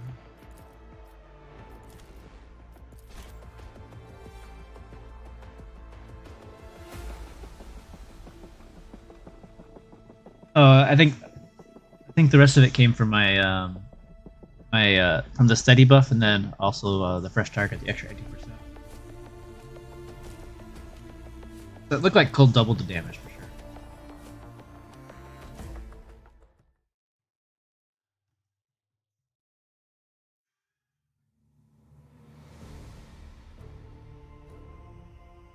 Oh, the other one did 23 damage, probably because of crit. Screenshot lied to me. I thought it was next to the. Alright, fair enough, Blue. Fair enough. Are you hyped for a Rogue Trader? I know you're a bit of a Baldur's Gate guy. I remember seeing your name in the comments. Those videos.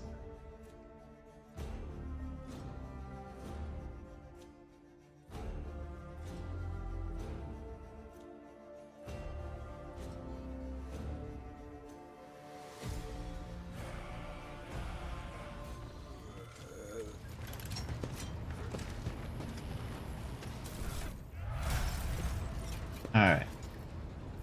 Make our sure. Alright, let's actually make a proper build for this time. We'll make you holy. Oh, that's a dude or a chick. It's a dude. Something of interest. Place with Look the upon highest. the Emperor's faithful and tremble. It's a pretty fun game, I'm not gonna lie. Like, I mean, obviously there's a lot more Baldur's Gate 3 videos I've been saying I'll make, but I'm still burnt out on the game. And also, I feel like my last month or two of my Baldur's Gate videos have just not been doing well, so I'm like, what's the point? I think it's just the YouTube world is just so oversaturated with Baldur's Gate content. I'm kind of over it. As great of a game as it is, I'm really enjoying this one. This is actually really fun. The combat's really cool, and the more fun thing for me is the theory crafting, making all these cool builds. Alright, so if we were to do a Sanctic Psyker, world would be Voidborn? Maybe. I think Death World's probably still the better.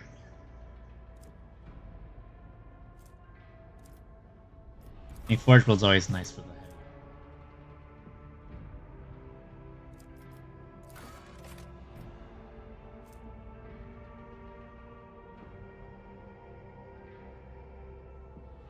Oh wait, this could be good. The Hive World for all the extra resolve.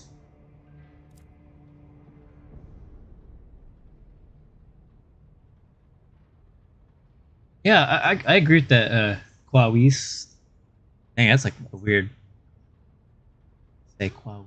Anyways, yeah, I agree. The fact that it's the first 40k CRPG is the auto buy for me. That's one of the reasons I really like the Dawn of War 2 campaigns a lot, because it felt like a CRPG. That campaign was so fun.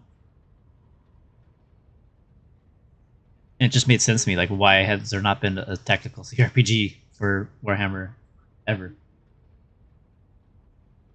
I think Hive World as a Sanctic might be good. I probably wouldn't grab the camaraderie ability.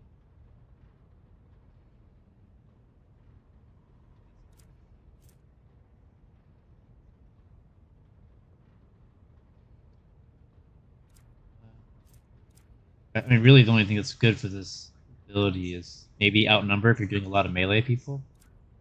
Strength in numbers.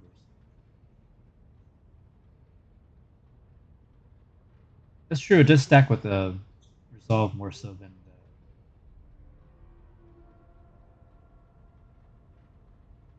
Well, I was talking about like the Dawn of War 2 original one and the Chaos one. I'm not talking about the Retribution. Which was good, but yeah, I agree. Just doing the same campaign of all of them. I wish they had tailored campaigns for each race instead. Like, honestly, screw all these Imperial people. Screw the Imperial Guard. Screw the Space Marines. Screw the Sisters of Battle. Let me be an orc. I want to be an orc in a CRPG. It'd be fun. I feel like a Hive World Sanctic Psyker could work because they want more resolve. But then what would the second Psyker thing be? Because you don't want to only just be Sanctic. You want something else to come with it. Biomancy, right? That one does care about willpower. Filthy Xenos.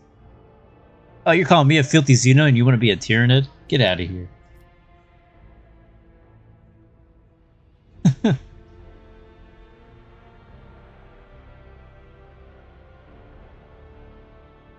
As a DA player, you took this personally.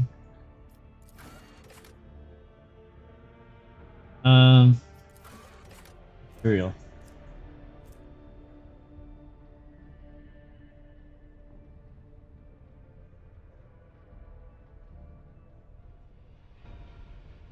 That's good. Okay, never mind. I think we found our Imperial world. I think is going to be the Sanctic Psyker. Well, under 40% health, Imperial world characters gain plus 10 to bonus characteristics and 2 resolve. It's also pretty thematic too, since Sanctic is all about pro-Imperial. Here's anti. Yeah, this is definitely what you want to be. No heresy. Imperial world characters gain crit chance, armor against Xenos and demons. allies get half the bonuses. That'll go really well with your purge ability too. Obviously, the doing my part wouldn't be applicable unless you have everyone on your party that's not. You have everyone that's not a part of Imperial Worlds. They don't have to be Xenos, but like Cassia obviously is Voidborn. Then you just pick based off of the different worlds. This is always funny.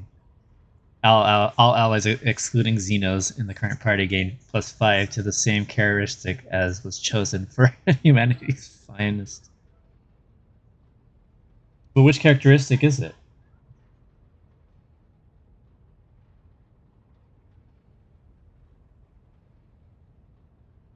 That does look interesting, actually. But the thing is, with the Pyromancer, I guess maybe you don't want to take damage from burning. The only reason we were wanting to hurt ourselves was for the Wounded Beast ability from Death World. Oh, you choose it in the next. Oh, I see. So it's based on whatever your plus status. That's what's chosen from the Stronger Together. Sorry, again, my stream is on a delay. I need to figure out how I can edit that from once I posted the thing, because by default I try to have it no latency, so like there's no delay. I don't think anybody's trying to stream snipe me on a single player game. Okay. Yeah, I think this is go for an Imperial World Sanctic character.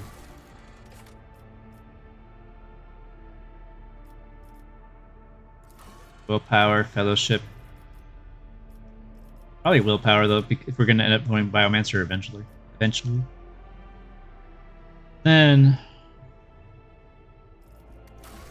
Okay. You get +5 for that status, so that could be useful for that aspect. Getting everyone to Willpower.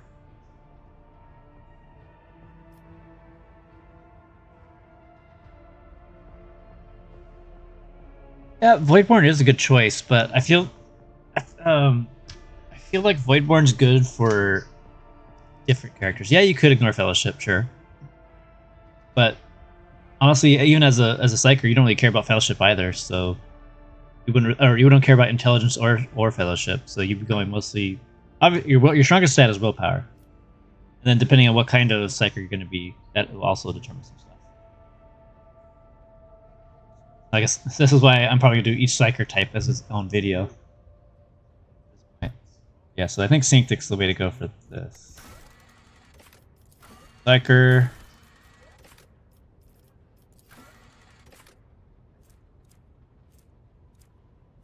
Yeah, so the Imperials definitely, it makes sense. Honestly, no, maybe we should make it Imperialis.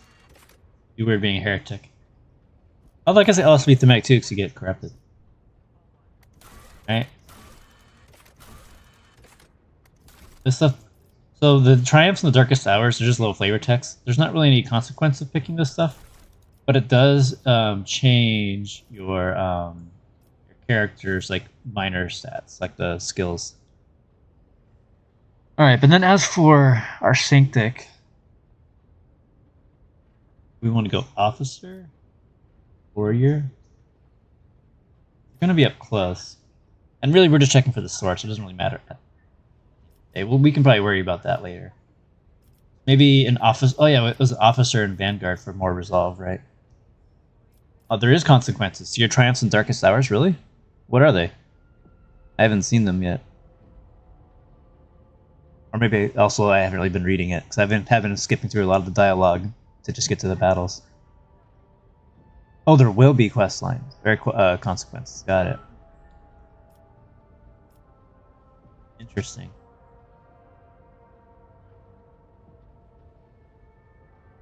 Okay, what'll happen only in the release. Got it. Got it.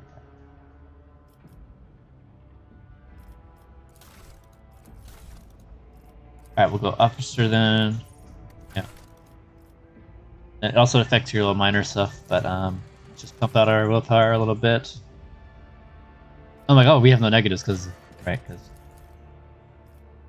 Imperials. 55 willpower right away, that's crazy. increase our, even out our toughness, maybe agility.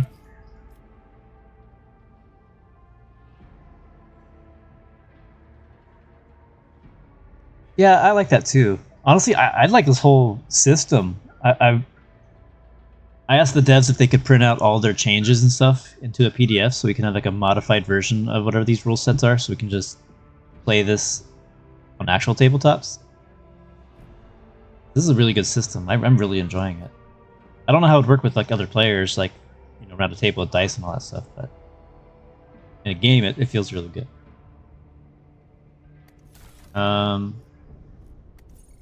Here, we'll just name it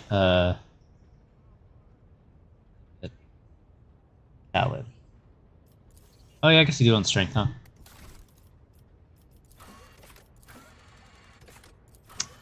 That's the thing too with warriors and vanguards. We're gonna want strength, toughness. Well, resolve you can't increase here. We don't need 55 right this second. We'll just increase it. Let's just go straight. We just need one more for heavy armor. That's not entirely true. You're not stuck with just the frigate. There's 3 other types you could choose. Oh, I see what you mean. I see what you mean.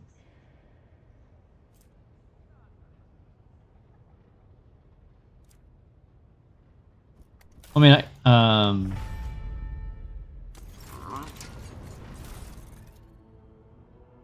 if this is considered a frigate. Oh, I gotta get new skills. Reinforce.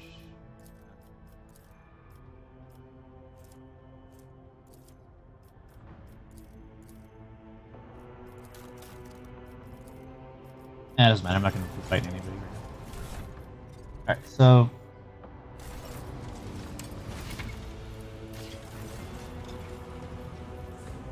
I retinue and I are in need of training. Go ahead and major, not necessarily. They have a different, slightly different setups for their weapons. I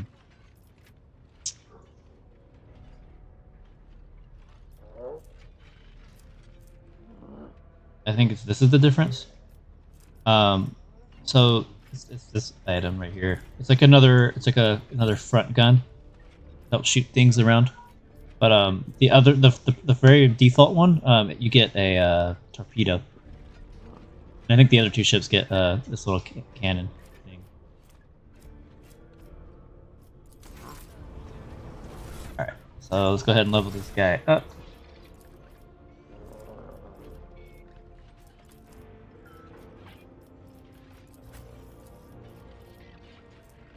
Alright, let's be an Imperial nerd. Obviously, we're gonna get Air of Authority later. What do we need for this? Psi rating 3!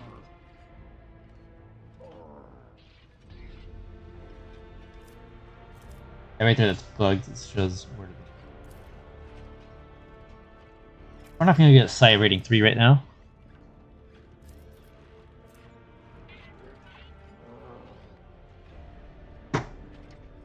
Okay, maybe see if I can get it on my other character.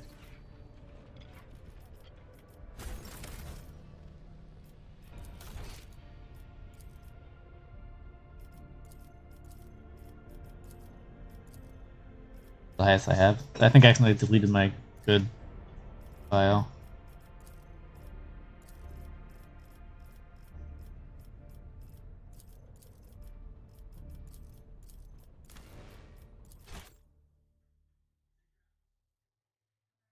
It must be a good attack. I'm gonna message Bergley and see if he can test it out. See if he can check that ability out. Maybe make a mercenary to test it. He's obviously way further in the game than I am. I keep restarting.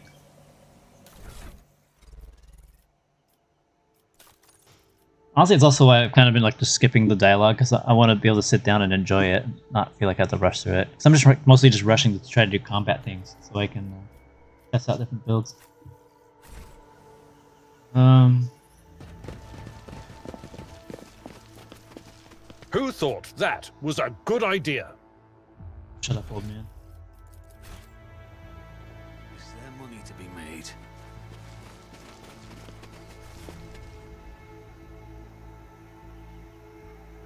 That's true. That is true. We don't see all those yet. Honestly, I didn't even read the prologue. That was too many words for me. Too long, didn't read. I need voice acting. I'm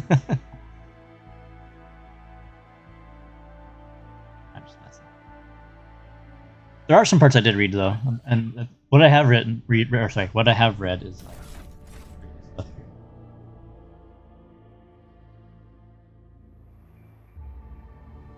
All right, let's check out here.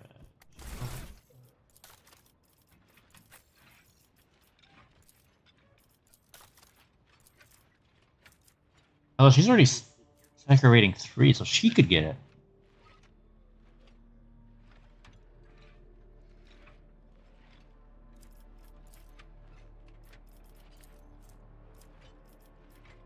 Damn, I need to get 2 more.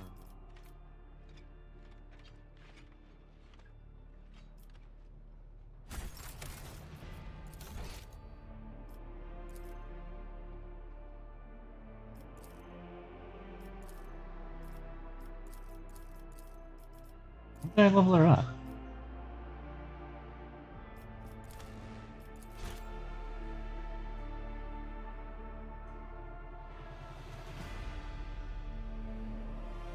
I'm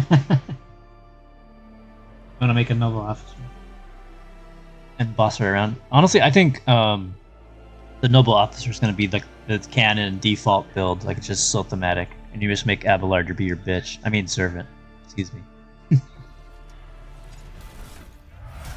All right, cool. I didn't touch her here. Damn it.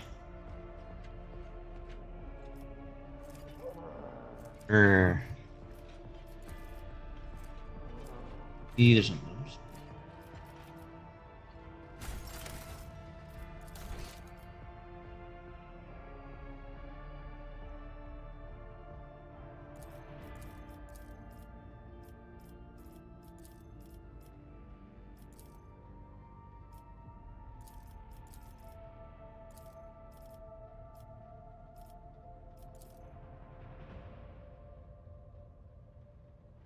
You can and you can't. It's complicated.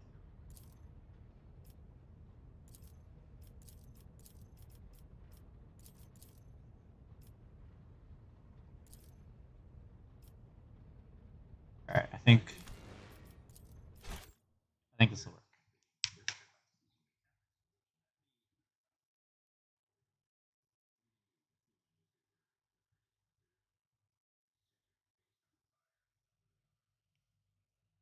I'm trying to think of like when I have her not leveled up.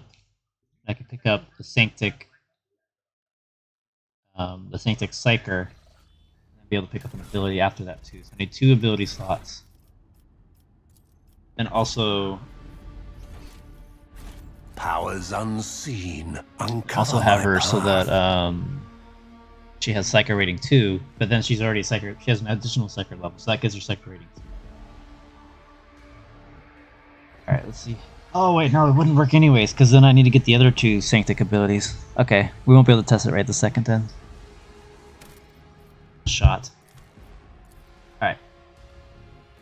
Now that all that's out of the way, let's finally make this damn Pyromancer.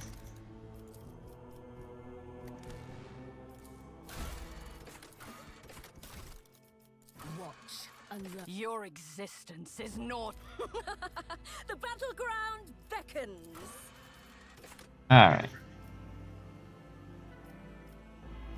And you know It's like you're in the voice. Empyrean, What curiosity unveils itself before me? unleash the storm of macro cannons. Yeah, they're pretty good choices. Oh, you're good, Callie, because I wanted to see it too. Yeah, I'm gonna message Workview to see if you can check it out for us.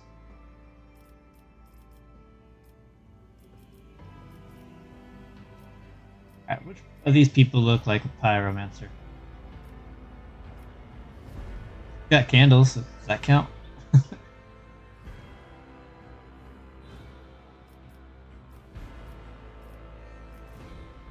I want to do a dude though.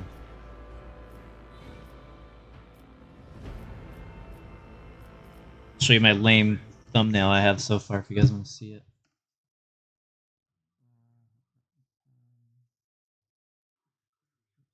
So here's the thumbnail I have so far. Oops. So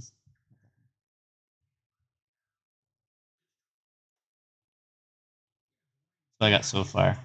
I'm gonna fix the lettering because it's kind of hard to see. Kind of looks weird. I like this. I really like this picture I found. It's kind of what we're going for: setting ourselves on fire and attacking somebody. So you want to be a chubby guy? Like the most strongest chubby dude I've ever seen.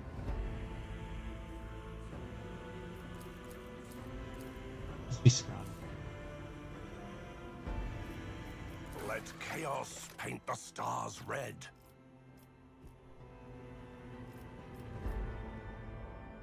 You think it looks like the character? Alright, so Forge World, I think is what we're deciding on.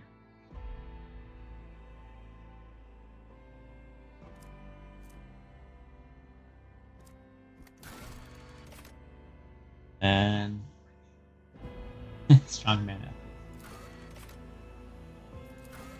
So I think we're going to do the subskin armor just to get all that extra juicy armor percentage. Locomotion could be good too, though. Extra MP. We have to go on agility, but we don't really care about agility since we're going to be wearing heavy armor. Let's just do this. Let's just do flat armor then. Psyker. Pyromancer. The way this guy looks now. With this.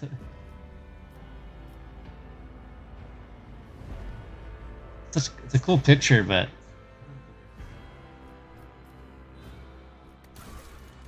Ruinous favor prevails. Let chaos paint the stars red. any of these look like it.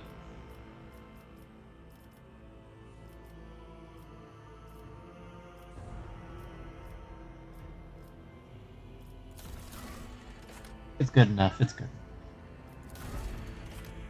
I am from Darkest Hour.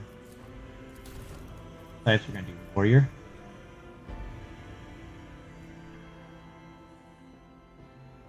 You know, another thing too that just reminded me though about this Forge World is this Pinnacle of Weaponry. This says we get better, like power weapons deal damage and whatnot. But I know there's a Psyker talent that goes with force weapons. Obviously, power weapons are not force weapons.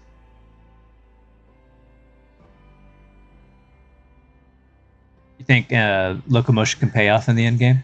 Well, she'll get the extra armor percentage, right? Yeah, Locomotion does give you extra, gives you a little extra MP.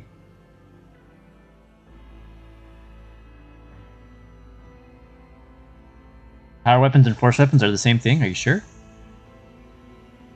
Because there's differences. There's for sure differences. I've seen power weapons and force weapons in the game. Like the sword that Heinrich has is a force weapon, and then I've seen power weapons that are like hammers and shit.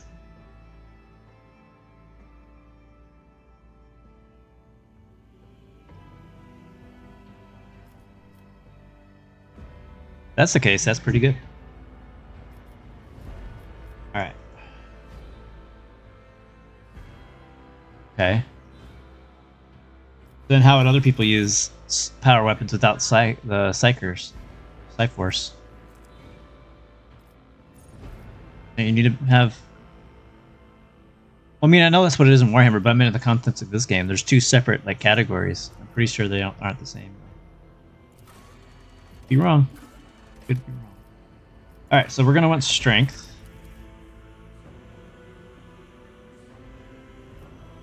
Oh, I see. Psychic energy. We'll enhance our weapon skill later. Pump up our willpower. Need to pump up our toughness. I want agility too, though, just so we can have a little bit of. Willpower is important. I'm trying to rethink real quick.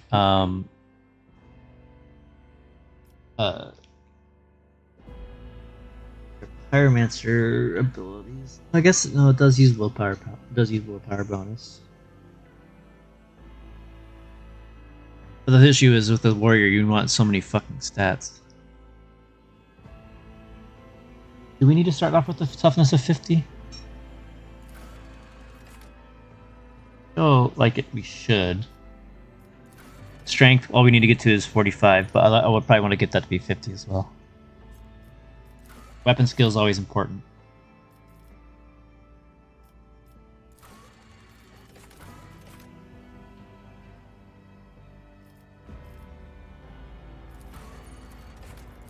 Maybe...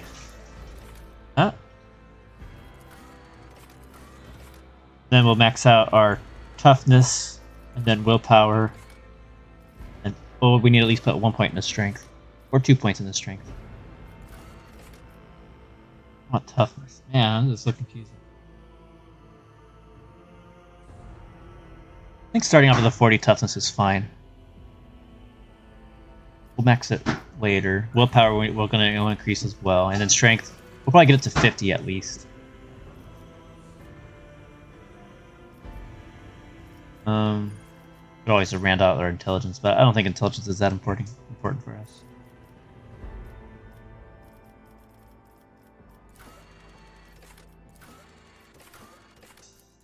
Not.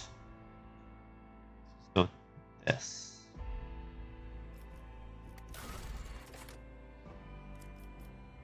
Yeah, so here's. Oh yeah, so I see what you got all these frigates. Let's go with the Falchion.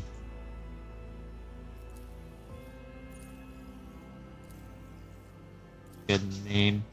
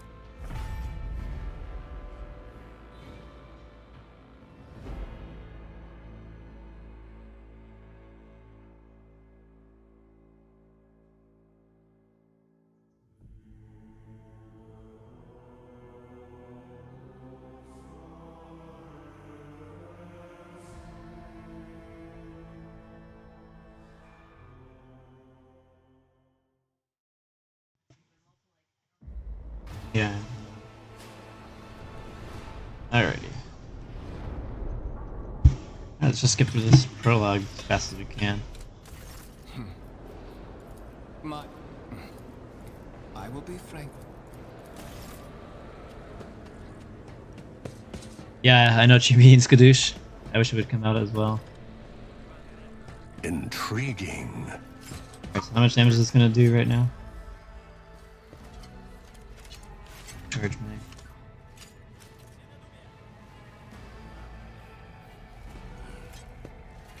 You guys hear that at all?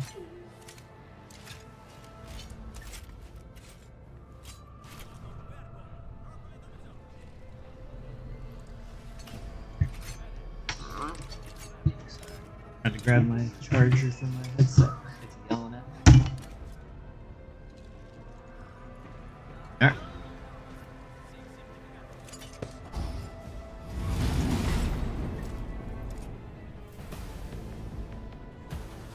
Blood and mayhem shall be our anthem.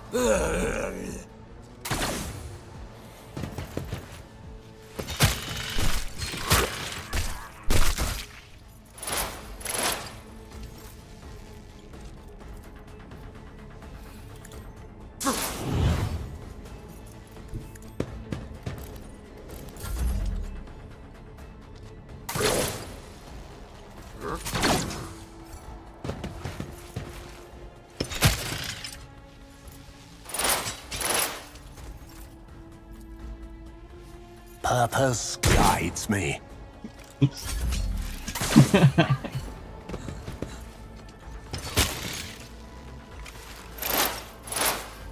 Better start shooting, bud.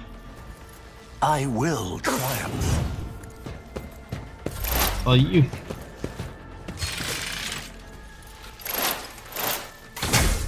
There we are.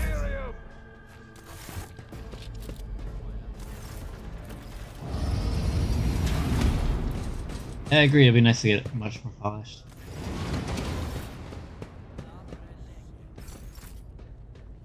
I tread a path Yeah, he's only a couple more weeks, guys. We're almost there. We're almost there.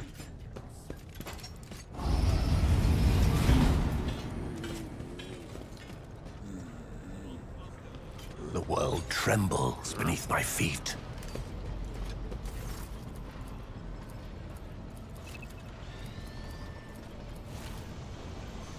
Bit of dialogue. There's no spoilers, and then straight to the action.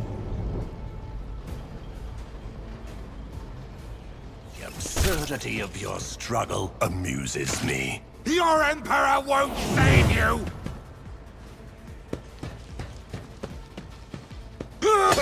Reduced to dust! I took care of this one!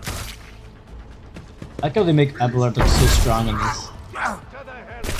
Then if you actually, once you get him, you're like, where's that cool stuff?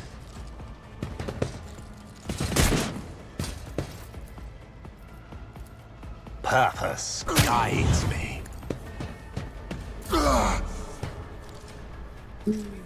Wording.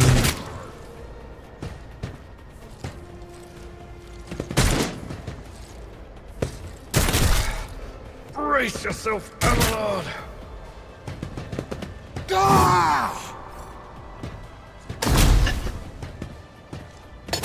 Pain and duty go hand in hand.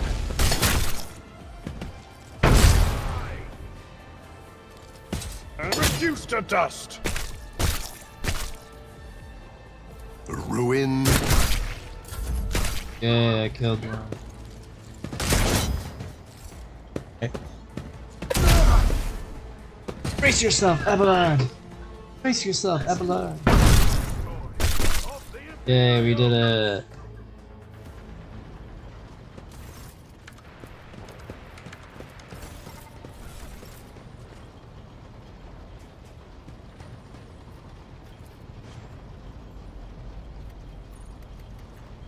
Let's seize the opportunity. Go to the menu, but I just can't for some reason. It's not letting me. Bugs or something. Or you just can't do it. He's gonna try to reduce the amount of time the companions will bark, so that way we don't have to hear how many times Abelard's braced.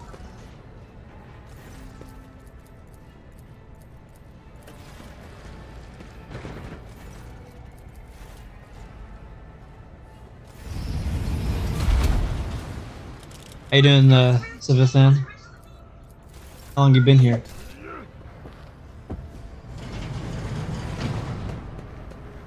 Leviathan. Sevi. I'm just call you Sevi. Although Leviathan sounds good.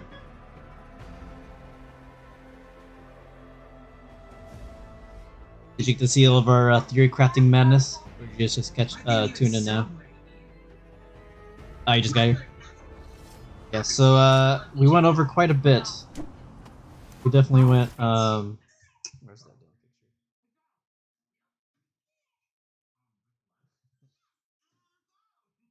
This is literally what the stream was. So then you could do this and this and then that. But ultimately, Why? I failed. Oh man. 40 XP.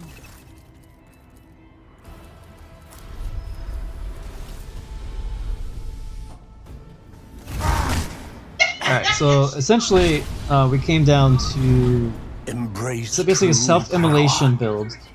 You set yourself on fire either with your ignite, or somebody with a flamer or flame grenade throws it on the ground and you just run into the fire.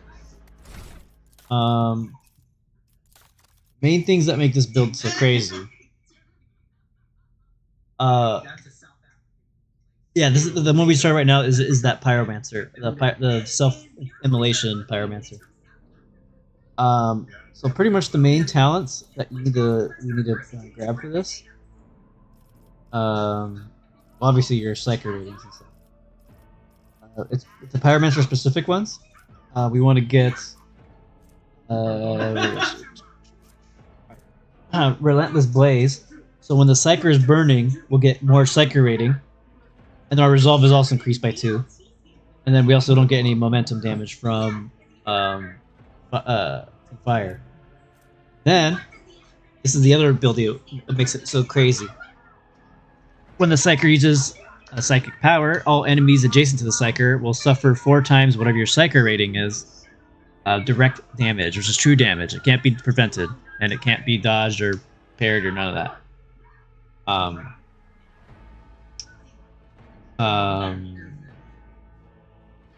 And then it also will suffer if you get burns or if you get hit in melee too. By the way, so if you take melee attacks, they'll also be hit as well.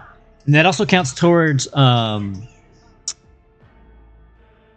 what's that word? It also counts toward being hit by allies. So like if Abelard does a big old great sword attack and hits your guy, this will trigger off and hit other people as well.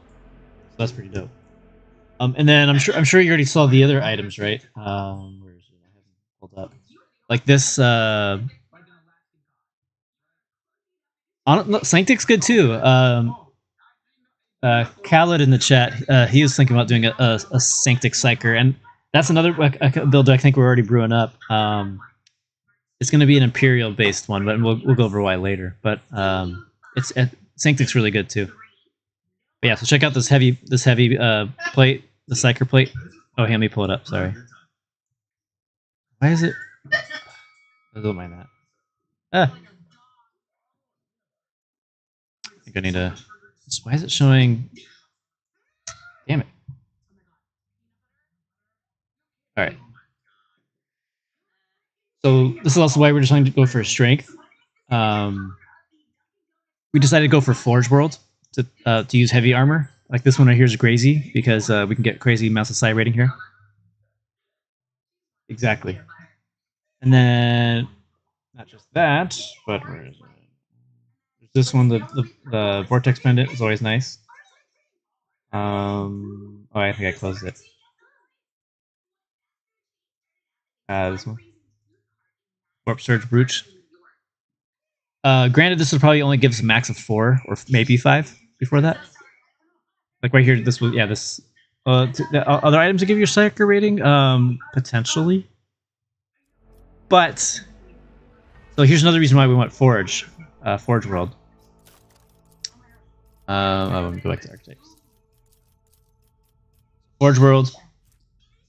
Fires of the Forge. This as well. It's just like the Death World. They also have an ability that will also reduce the damage to take from fire.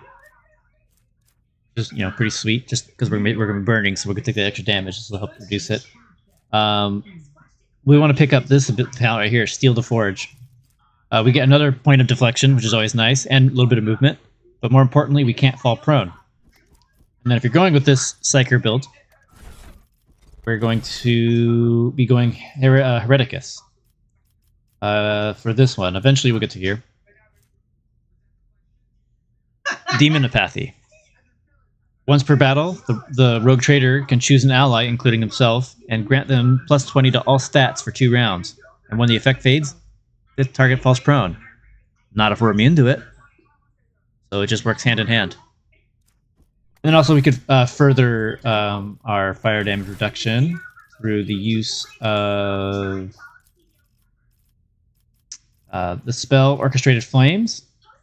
You can cast it on yourself, and you will no longer stop burning. And then additionally, anytime you attack somebody, you will deal full burning damage to somebody. Exactly, yeah, you can start off with 20 stats. Or just whenever you want to use it. It doesn't have to, I don't think it has to be right in the beginning of turns. So this is pretty cool. And then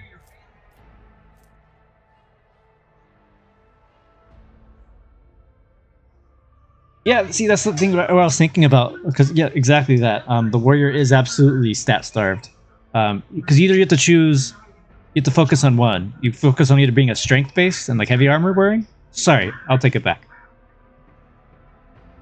You choose one of two stats. If you're going to be like a dodgy tank or like go the assassin kind of route, you go with agility.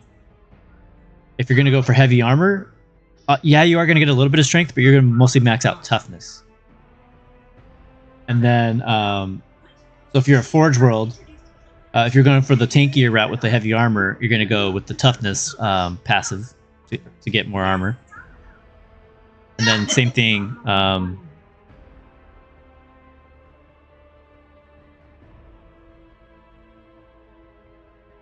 Oh, yeah, that's very true. Yeah, as long as you're a Psyker with Iron Arm. That's the other thing, too. So we were considering what the second element we're going to take for Psyker, and it's probably going to be Biomancy.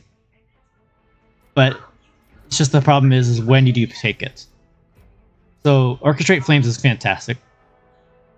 This is going to help us burn things. And also you can cast it when we're point-blank range on people, and then that burning true damage ability is going to hit everybody.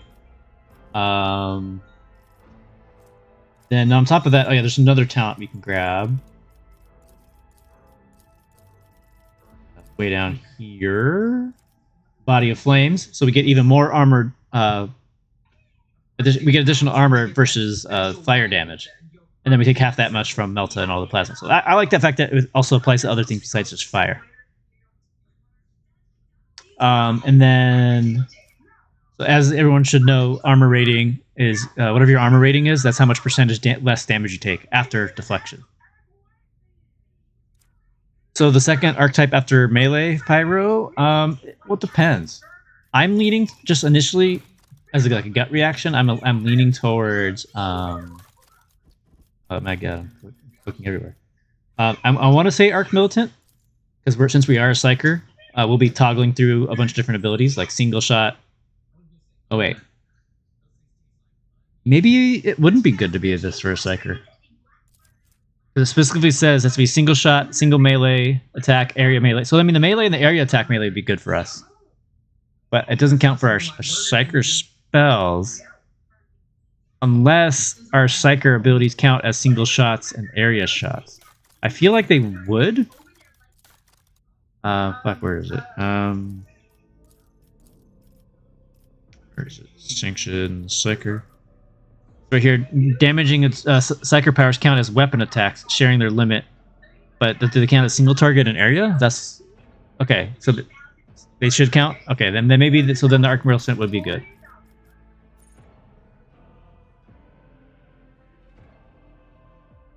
Yeah, that's true. You'll get extra damage from Arc. Right tool for the job. The only thing is, we're not. I mean, eventually we'll probably put points into weapon skill, but.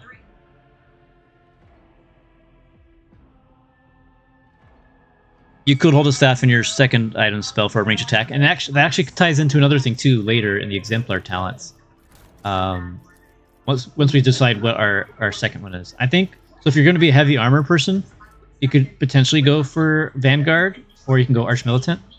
I think Arch Militant might be better overall, but there might be some goodies in Vanguard that we might want. But in exemplar in particular, scroll down. I mean, there's some good stuff here. Like flesh wounds is going to be great because we're going to be burning ourselves. So.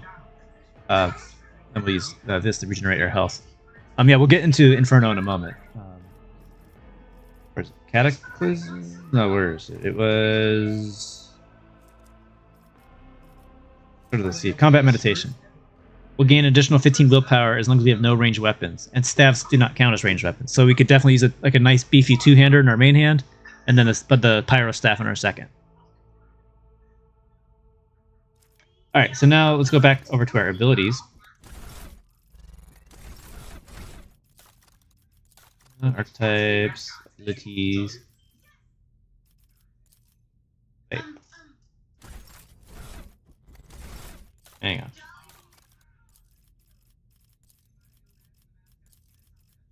There we go. So, Inflame. Until the end of combat, all burning conditions will deal additional damage per turn based on your Psyker rating. Every burning creature in the combat immediately suffers this damage. So what we're curious about, can we keep casting Inflame and will it keep stacking the damage over and over and over? We haven't figured that out. But even if it only applies it once, that's still fucking good. Because we're going to have a lot of psi rating based on this build. And then, yeah, and then picking up Pyromancer second will help us get extra dots with the poison. And also, we discovered that the healing spell Rejuvenation from Pyromancer will not conflict with our burning condition, because it heals you over time every turn. And then it will not. It removes a bunch of conditions, but it does not remove burning. Yeah, that's very true. At the very least, it'll continuously hurt them even more. Oh, so I didn't even go click on the thing. Yeah, so I'm gonna try to rush this guy to get him into the tier 2, so we can see the build in action. I tested it a little bit earlier in this stream with a mercenary. It's called Rejuvenation. Invigorate is there too. Invigorate's the single heal. That's the first version, and then the second one is called Rejuvenation. The world will bow. Yeah, I'm pretty sure it's called Rejuvenation, like the Druid spell in Warcraft.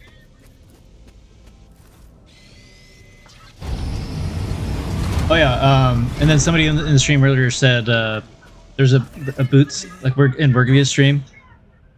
What? Whatever are you doing Yeah. in the Warren Chamber? How did you... And honestly, there might be even more spells beyond that in the full launch of the game once we get Cycler 4 and Cycler 5, potentially. I wish to remind you that you are to... Alright, so what did you give me? I gave you an axe.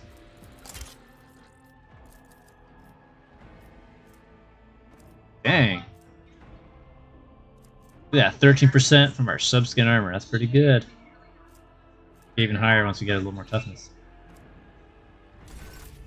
But yeah, somebody said that on Burgavia's stream they saw Pyromancer boots that said you don't take any damage from being burned or burning anymore. But that doesn't get rid of the condition. You're just immune to the damage portion. That could be cool. Yeah, he would be ability starved. So that's what we also got to consider is what abilities do we want to take. Is there anything that we want from the warrior? Obviously, we want to get Orchestrate Flames and Inflame. Firestorm is cool. Actually, Firestorm's actually really cool as well. Oh, they also get 4 stacks of Burning. That's pretty dope. But yeah, so Firestorm is really cool because it can combo really well with your other ability, the that talent that does damage in melee range. And it doesn't cause any damage to you as the target. So if you're on fire, you spread the burning to everyone else and you blow them all up. So you make them all burning. Yeah, Sworn Enemy is a really good ability, but the fact that we're so ability starved, like, do we really need it? Yeah, it does extra damage, but we could just cast a cell, we can just burn ourselves or something and just do true damage based on our Psyker rating. So we'll get level 2 Psyker rating pretty early in the game, and then if we're on fire, that makes the Psyker level 3. So anytime we cast a spell on ourselves in melee range, we'll be doing 12 damage to everybody. And then once we get higher, it'll be 16 damage, and then 20 damage. Granted, 20 damage is not as much as, hitting a nice target with a big beefy two-hander, but, still you get my point. Yeah, that's true. Navigator abilities with Firestorm could be very fun. So at the very least, we're going to want Orchestrate Flames and Inflame. Firestorm could be good too, but it might not be necessary. It might be more icing on the cake kind of thing. So that's already 2 abilities from right there that we're going to want. And then we're going to use another ability to pick up Biomancy eventually.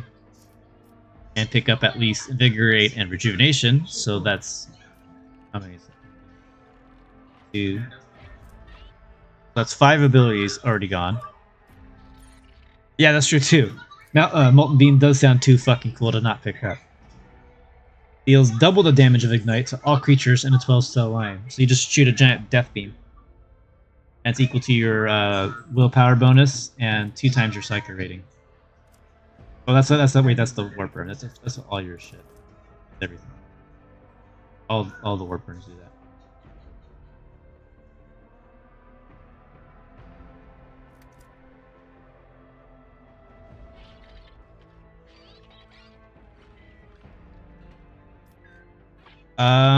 That's a good question.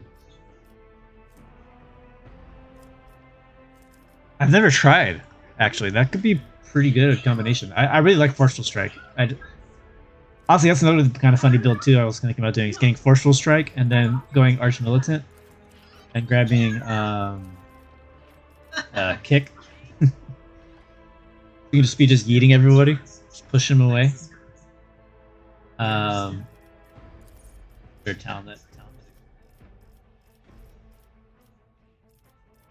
Martial art. Targets of Kick must take a toughness test or fall prone. But I feel like I saw another ability somewhere, like whenever you push somebody around, it does extra damage. I feel like it might have been a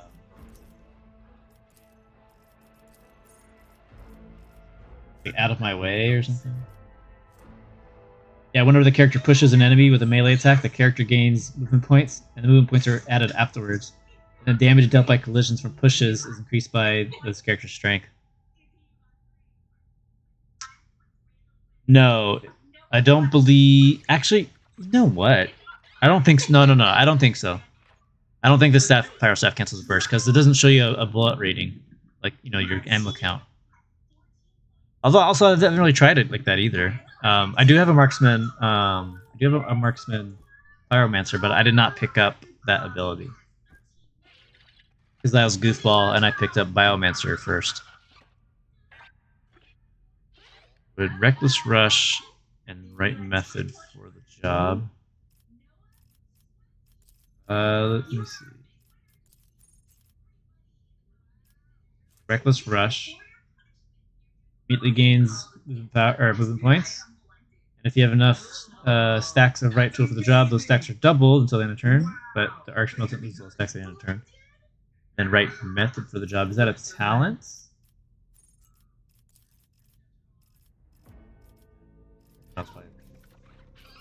Right Method for the job. Gaining a stack. Yeah, probably.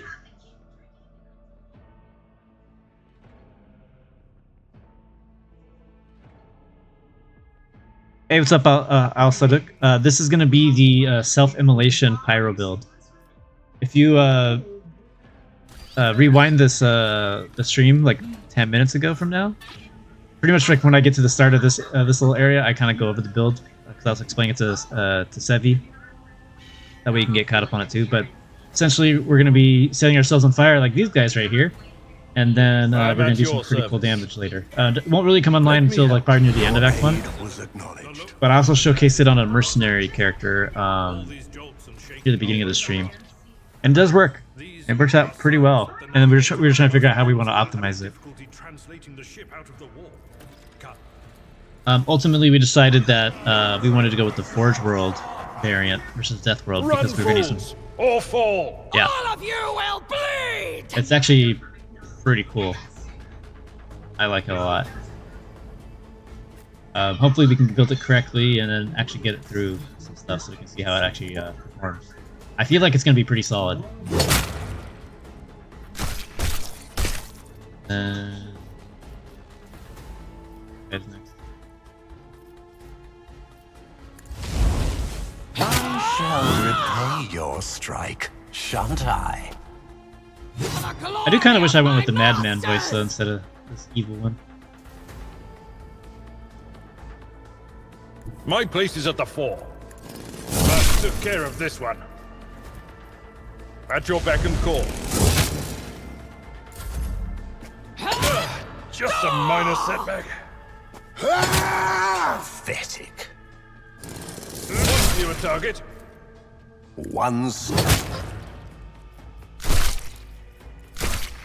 I need no guidance. Oh, come on.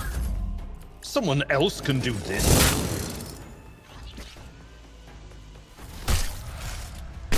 Yeah, I agree. It's good on the Psyker, but the Madman just sounds funnier to be, especially if you're going to be setting yourself on fire. My aspirations transcend. All right, and then the other thing too is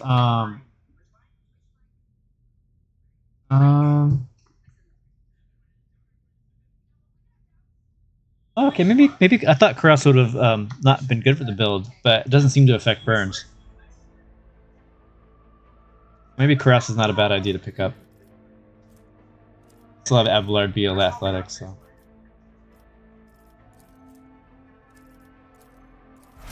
Their main stats are going to be willpower and toughness for the most part. Yeah, no kidding. That mad Psyker and Darktide, a little eccentric. None of the Psykers are as good as the Dawn of War Psyker, though. I love that one. That guy did such a good job, whoever that guy is.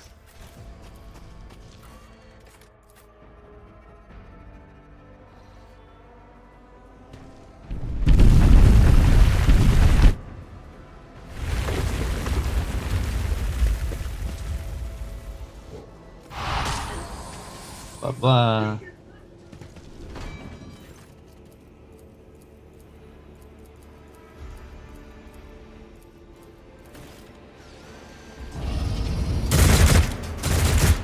Yep, exactly. Witness your doom! So you need me now. Your seneschal. Did I mention that I my whispers knew tell me you'd jokes? say Time that. to leave. Let us savor the coming storm. Fun voice. Masters demand. Like nobody told the Dawn of War voice actors to go so hard, but they delivered. That's so good. Yeah, the other reason too we decided to go with the Forge. Forge Worlds is so we can get the really cool Psyker heavy armor right here. Eventually we'll get this. Way down the road. But another reason is for the Forge talent that makes us immune to prone. Because we're going to be a heretic, obviously. And, wait, not that one. Eventually, you'll get to the point where you're a level 4 Fanatic Heretic, and you get this really cool ability called Demonopathy. Demonopathy, whatever you want to pronounce it. Anyways, you can grant yourself plus 20 to all stats for 2 turns, and at the end of it, you fall prone. But if you have that Forge World talent that makes you immune to prone, I don't think you should be prone. So it should be good. Essentially. Alright.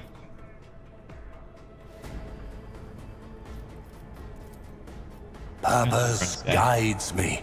Not very strong right now because we have, wow, 1 damage. Woo. Are you going over that way? Good charge. What a satisfying demise.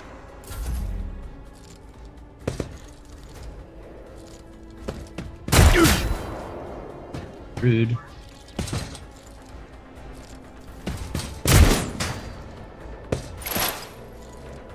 They who discern the future own the battlefield. Anything else? That's so cool. It will be done. I took care of this one.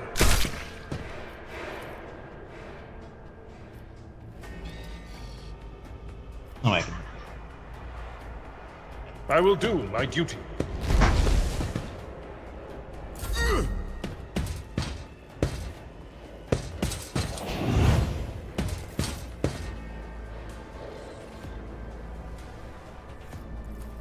I will.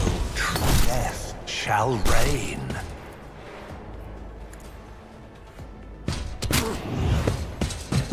Damage.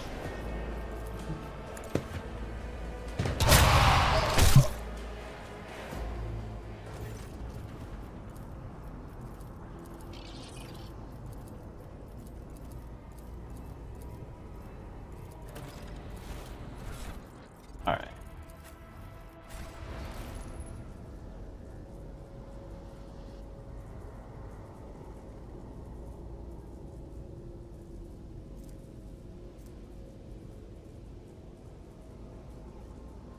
That's excellent.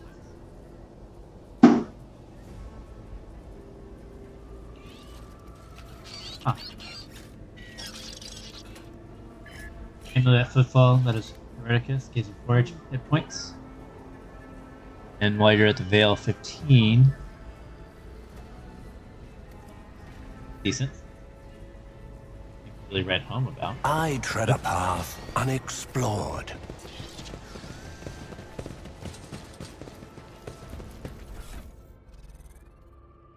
I heal these. Look no further.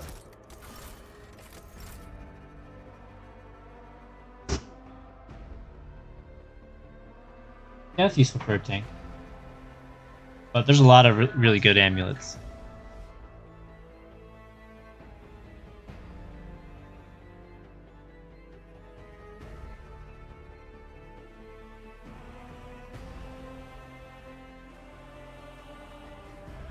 Oh.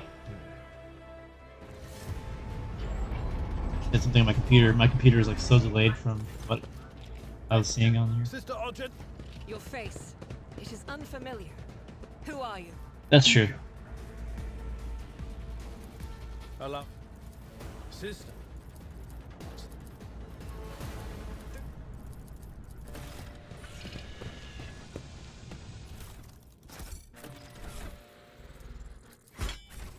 The world trembles beneath my feet.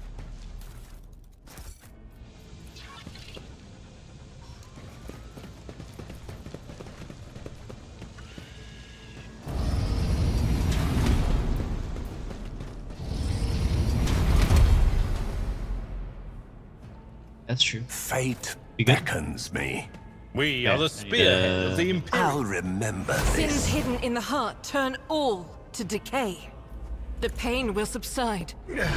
My The healing is aspirations much appreciated. transcend humanity. I march for Damn it. power. Your Emperor won't save you!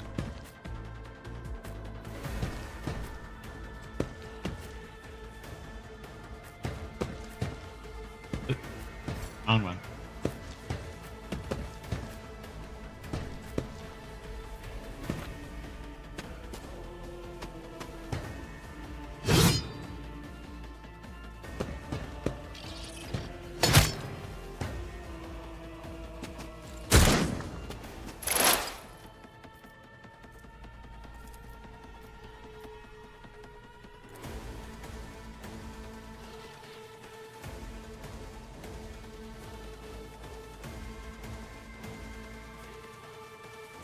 Will do. Strong.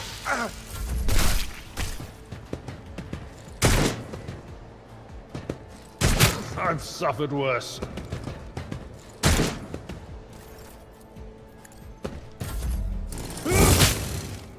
I didn't mean to press space.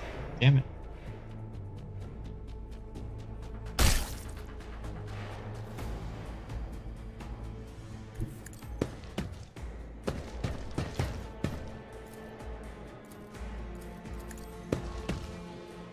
What a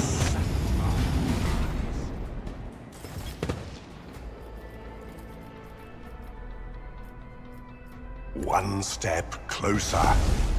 Death shall reign. As the Emperor commands, I act. Wow. 1 HP. I'll do it. I refuse. None can escape the Emperor's judgment.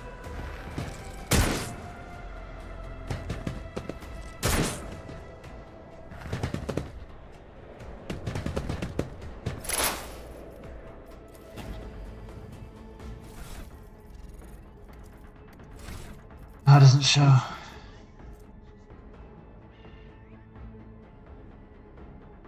It's willpower bonus based on your second. So 5 times 1. How's that 8 damage?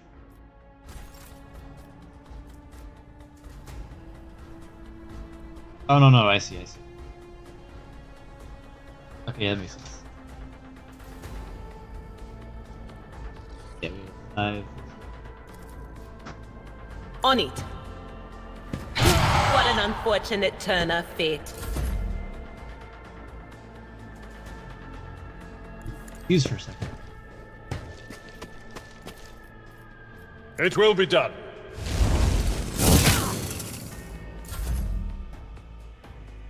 Descend upon the weak. I will triumph. Purpose guides me. Satisfying demise. God Emperor, move through me! Be the fire in my heart!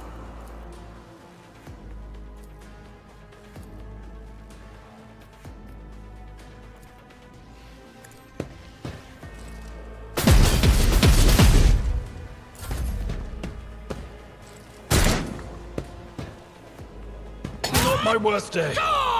Yet.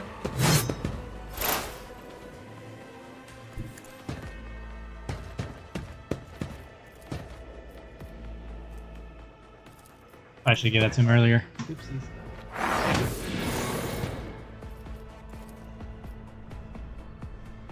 But of course.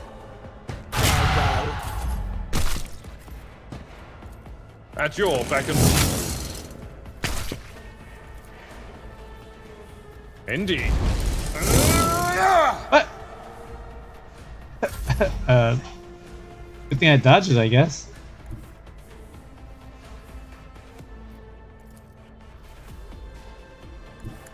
Be upgrading. I need guidance. Ruin, beckon, death shall reign. Do you see Let's that? seize the opportunity.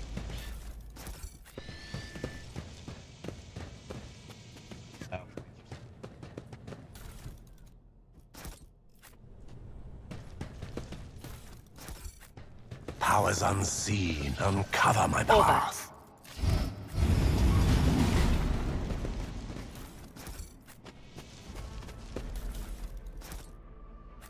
How's everybody's night going so far? Wasn't super planning on streaming, but I figured, fuck it, I'm gonna be playing the game anyway. Well, Theorycrafting. Figure out that build. Triumphant, as always. Now the hard part, I guess not the hard part, but now I just gotta level up and get to the point where it's actually interesting to showcase. Embrace true power.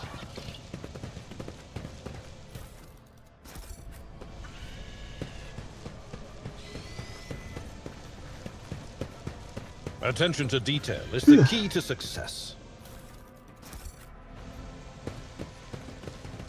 Intriguing.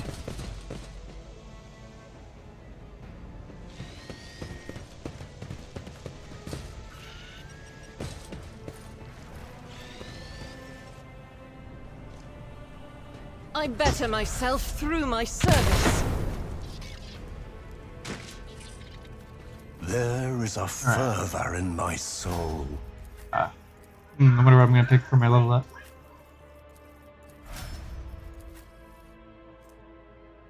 Oh, there we go. Headshot. When it's available? Well, I know it's a reputation armor. It's reputation armor from Free Foothold, I think. What's it called? The world trembles beneath I think my it's pretty sure it's feet. from that faction. That's pretty far in there. I think you need like 60 something trade for profit, whatever it is. Ruinous favor prevails.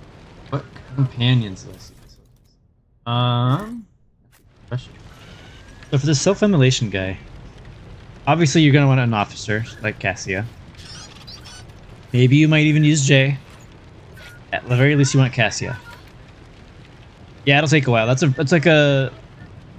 I don't know actually, because I haven't really gotten too far in Act 2. I mean, I got like halfway through it, so I don't know how much trade power you're gonna get by the end of Act 2. I guess it's sometime in Act 3. Let's see. If I were to take a stab. Don't quote me officially though. It's gonna be a while till we get that armor. Yes, and as far as companions, Your guy will be wearing heavy armor, but I don't think he's going to be really necessarily be a main tank. He's going to be a damage dealer. You probably would have Abelard. Maybe you bring Heinrich Sue, just go full melee, full send. You'd bring Cassia, because you want at least one officer. And you're going to want to bring another... you're going to want to bring an operator. Maybe even not. Maybe you might not need an operator, because usually you need the operators for the exploits to get rid of armor, but if one of our main sources of damage is true damage, then maybe we don't need the operator. Although, it still would be nice to have a deer anyways, just to have another psyker on board. So at the very least, you're going to have Abelard, Cassia, and then maybe bring Adira. Then you could bring Heinrich too, but then that's 3 warriors, so maybe that'll be a little too cluttered. However, if you do bring Heinrich, that's another Biomancer you can have, and then I think he makes a really good stink tick. But I don't think it's super necessary.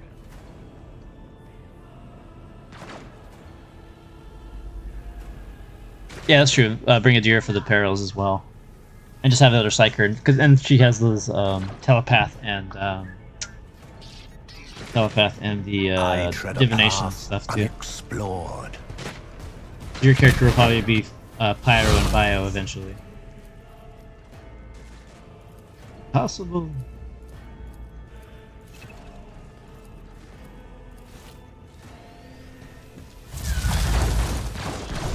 Well, if you do that, then if you get Iron Arm and Warp Speed, like you'd have to make her a Biomancer on top of that. So she's already gonna be losing so many points just to get that 3rd Psyker powers up. I don't think making her a Biomancer would be a good option because she's already split in 2. And you'll have hardly any abilities on her. As for what archetypes they would be, what would Adira Did you be want good? something?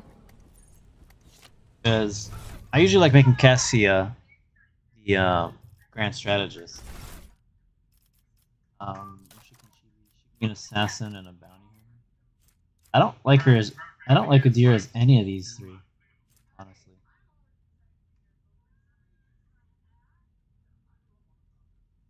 Oh, I got you. Yeah, in this version she has telepathy and divination, so she has psychic damage.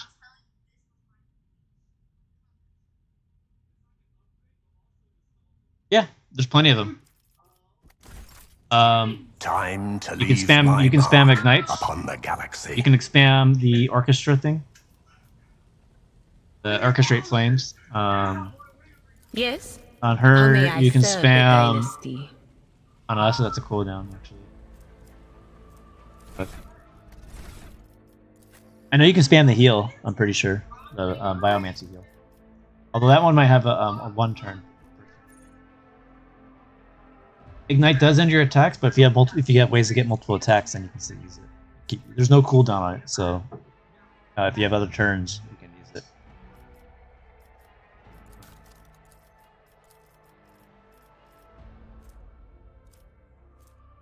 Okay, Orchestrate Flame does have an AoE, or a cooldown. What about Firestorm? Oh, Firestorm doesn't. But it does end your attacking.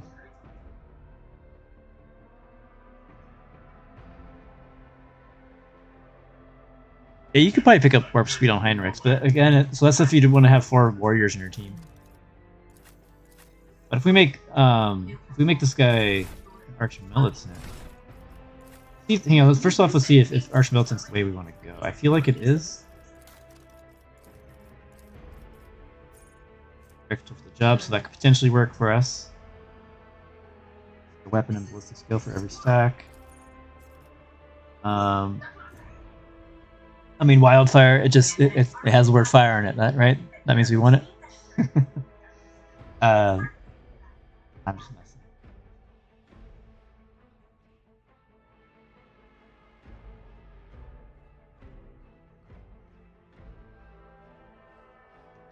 Alright, Rentier, thanks for sticking around and helping stir this pot. Bio Officer Mercenary for support and bring it. That is a good option, yes. But I don't think it's super necessary, because eventually with this Pyromancer, I feel like we're going to pick up Biomancy. That's going to probably be our second Pyro thing. Because I don't imagine too many of these abilities are going to be something that we want from the actual classes. So we should have some spare ability slots. Wildfire, the next attack will cost 0. The cost of ability is reduced for every 4 stacks. Okay, that's not terrible. Okay, no, not cautious approach. Because they're already in the bottom there. Already here I see gets rid of burning, so we don't want this. Confident approach. So usual bonuses, you get more dodge reduction and parry reduction, and ignores enemy cover. All the Archmilitant's attacks score critical hits, but the Archmilitant's critical damage for those attacks is modified by 50 minus the critical chance, divided by 2. So if we have 100% critical chance, then it does nothing. And there's ways we can increase our critical chance too, also with our just being a Pyrocyker. Go back here just so it actually shows our talents. Pyromancer Psyker, we have Blazing Inferno, so every time we deal damage, we can increase our critical chance by 1%. Then we also can make our dots crit too with Sparks of Greater Flame. That's something to consider as well.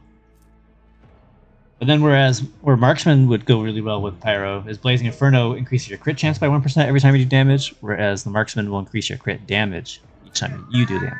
So that's something fun. But back to the Archmilitant, let's see what else we want to do. This kick is just funny.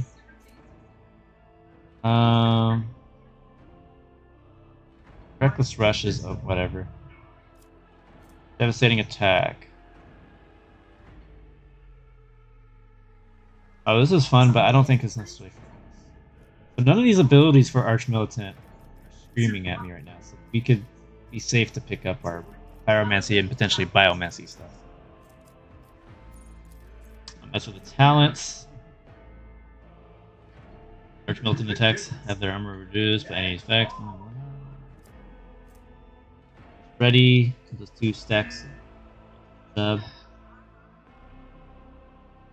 Yeah, I'll probably pick up Grenadier, but not until it works. It doesn't really work properly right now.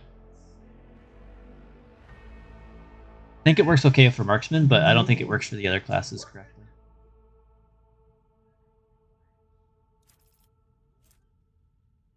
Bit by bit, gains 5% crit damage for every stack, so that's pretty good. Broad expertise, that's pretty good to help us go back and forth between our Psyker skills and our melee. Dependable, the Archmilitant gains 3% bonus to armor for every stack. That's actually really good. That's really good. Make us really tanky. For targets, when the Archmilitant attacks targets, they have their dodge reduced. Chance, whatever. Versatility, killing an enemy to melee attack makes all the ranged attacks this turn cost -1, and vice versa. That's really good. It's even better if we can keep getting more attacks, though. Granted, it doesn't stack, sure, but that could be really good. Do you have any idea if the Commissar innate ability at any cost works? Does it grant? I don't think it did work on my playthrough. At all costs when you shot an ally worked, but I never saw anybody get an extra turn when you marked it, when you killed a marked target. I want it to work, because that's a really fucking cool ability, and Commissars are awesome, but I don't think it's working properly right now in this version. I'm pretty sure it's a known bug.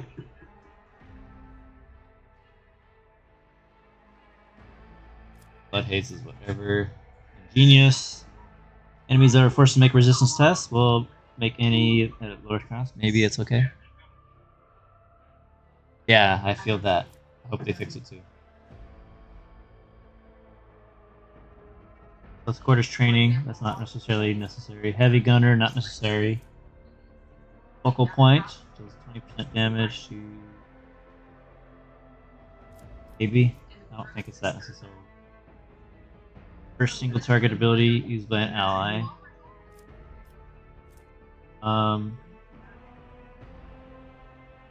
That could be okay, I guess, if you have an officer feeding your dude. And for the weak... Oh, now see if that said fire? Hell yeah, but it's stunned, prone, or blinded. Oh yeah, heavy gunner's awesome on old fire. It's also good on Argenta too. You make her a heavy gunner. All you need is 35 strength, and then pick up the heavy weapon proficiency, and it reduces the cost of heavy weapons, the strength requirement by 25, and most heavy weapons require 60. Plan. Arch melting gains 1 sec. Oh, okay. Maybe you get an extra turn, you get an extra stack. Whatever. Shoot on the hands, any range area burst, whatever. Dismantle. Whatever. Okay.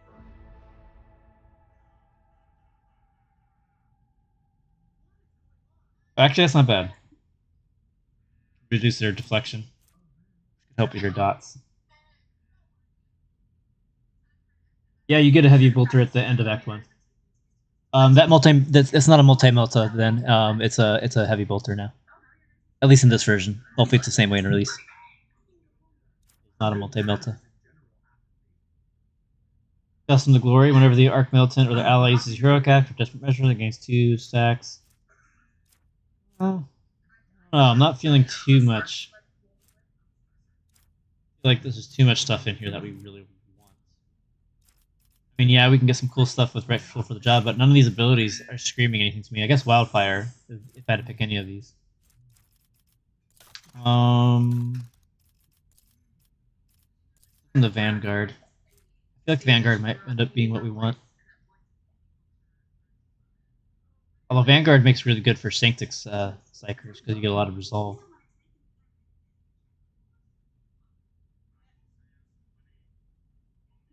Oh, hey, what's up, Crypt Shadow?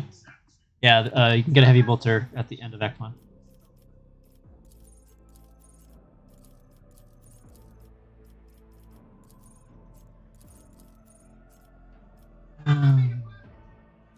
Defensive stance. Probably not necessary for this character.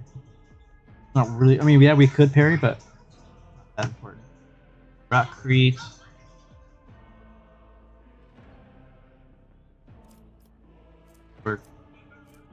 Disposal. Disposal could actually work because of that. Is that burning blades? So we're forcing somebody to attack us. Then all the Vanguard's allies who are wielding melee weapons and adjacent to the enemy can attack, whatever. Enemy suffers more fellowship damage. We don't care about fellowship. This is a cool ability, I think, for like a commissar. But the fact that you make somebody attack you can be important. Because back over here.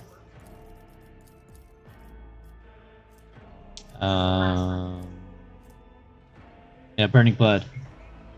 So the same way we're going to do direct damage to anybody anytime we cast a spell in melee range, will also be doing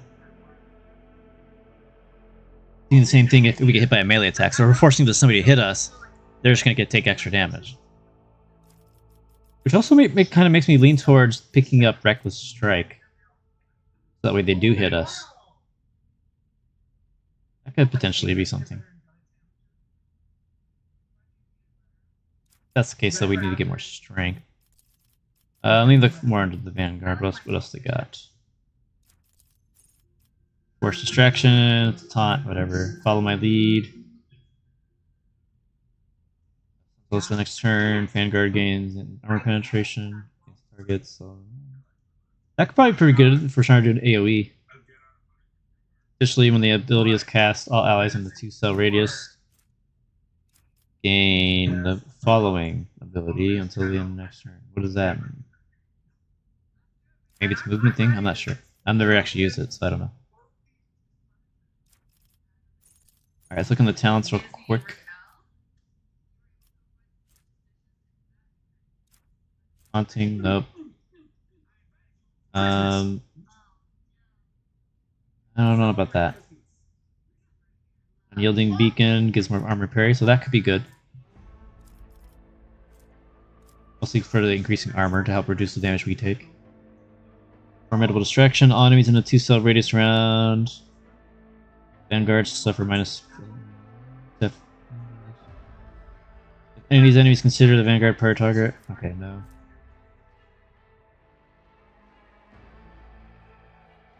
Yes, you can always. You can always. You can just you can go down and pick up any of the talents. You can't pick up the Pyromancer perks, but you can. Wait, what? Oh yeah, you can. So whenever you pick archetype talents, you can pick up your Pyromancer talents or your specialized psyker things. But on a general talent thing, like right here, this should be general. Wait, that's not general. This is general. You can still pick your homeworld, and you can pick your regular psyker stuff. So your psi rating. So you generally want to try to wait for your general perks to be able to pick up these psi ratings and all these other ones.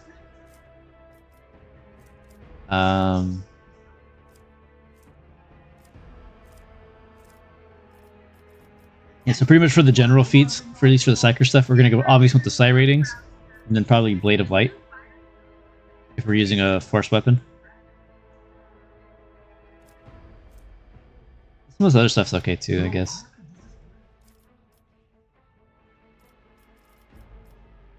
Excuse me. There.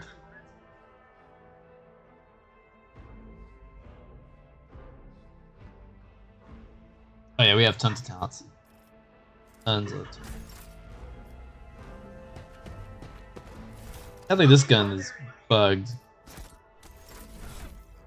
It says as long as you're a Hereticus adherent, you can use it. And then it also says you do not require weapon proficiency to use it. Wielded. So on my other character, I am an adherent Hereticus, but I can't use this weapon, which is unfortunate.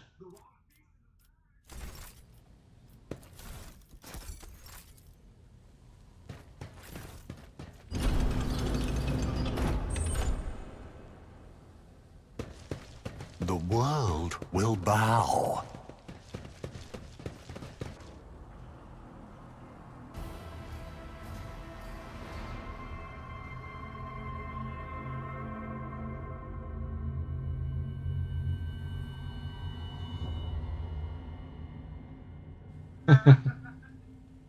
Yeah, no kidding. They are melt-a-guns. That's for sure.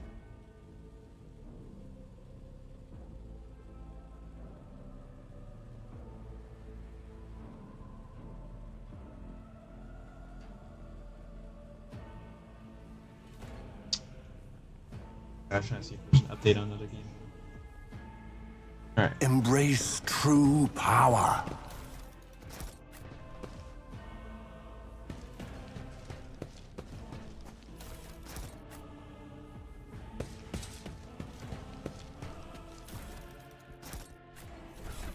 Yeah, what were we checking?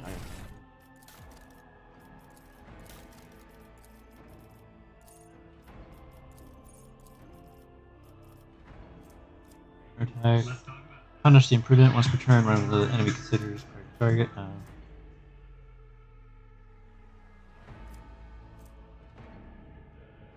Next attack made by an ally under the effect of force distraction. Target of disposal is hit by at least one attack for opportunity caused by disposal. Target gains one stack of fatigue. Did I read disposal correctly? Oh, I see. Okay.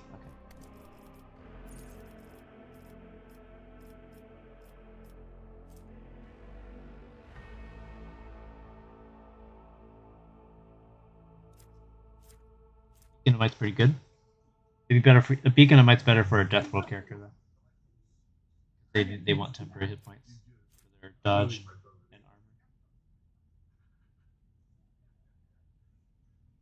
armor. Max 15 stacks, you get another 7 resolve, so that's a lot of resolve. Oh yeah, so then for sure, if you're going to be a Sanctic Psyker, yeah, you want to be a Sanctic Officer into Vanguard. Stack all that resolve. Go crazy. That's the Paladin build. Don't worry about me. When attack made by an ally hits the Vanguard for the first round. Attack does no damage to the target. It's the first attack.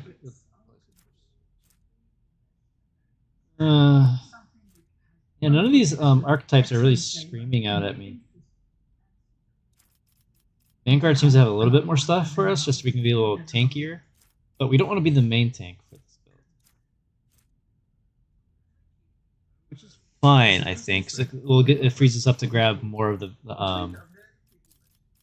Forge World and Sanctioned Psyker and Pyromancer spells. And potentially Biomancy talents as well. So I guess you just gotta figure out which of these abilities you prefer better.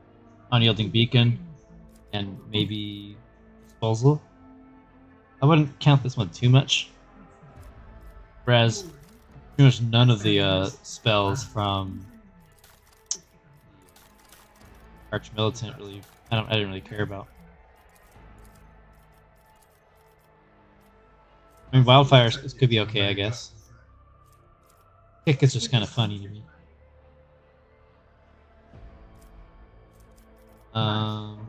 Yeah, none of these abilities really I don't really care about.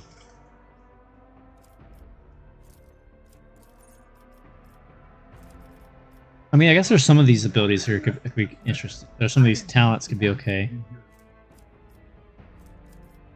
But I guess at the end of the day, it doesn't really matter, because if you really, there's only a few things you want, you can just, like I said, you can just fill the rest of the stuff with Psyker abilities for your warrior.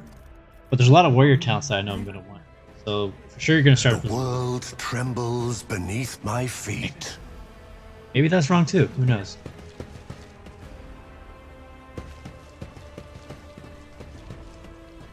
Oh, oops, I didn't interact with them.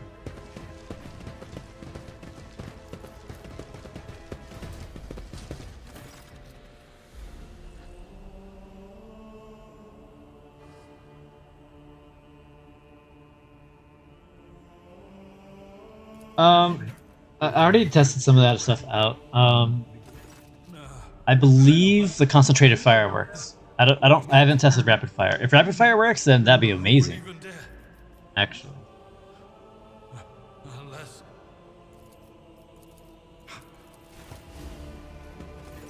Give me a second. I can actually test that out. Tainted witchcraft.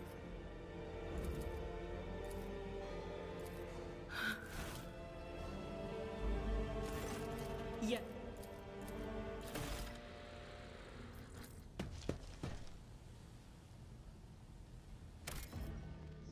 Save this real quick. Test out if we can use the Psyker or the Pyro Staff with rapid fire. Pretty sure.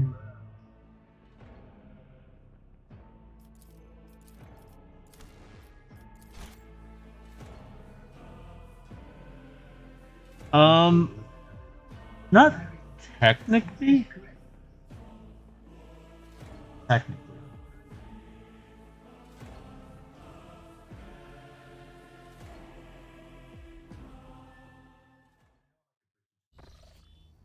Yeah, I doubt it works too.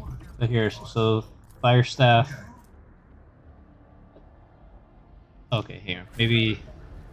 My ascension has only just begun.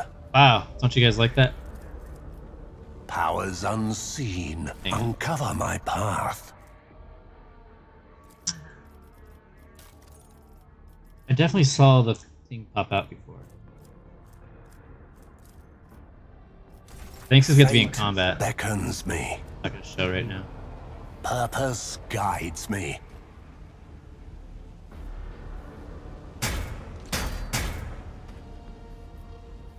Let's seize the opportunity.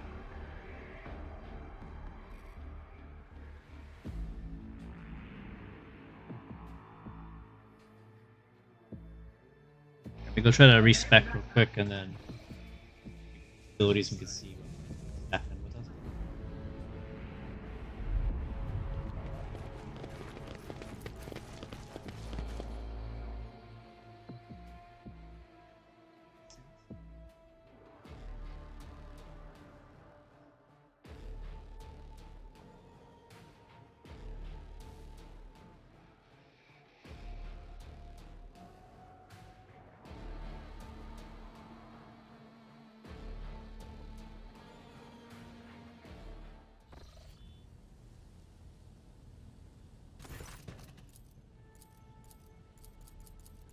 Oops.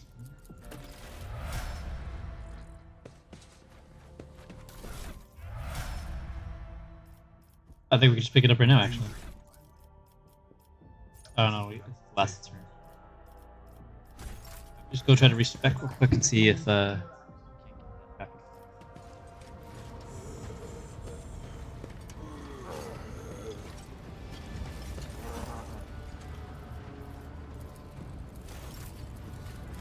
This is beneath me. Alright. Or warp. Fired up.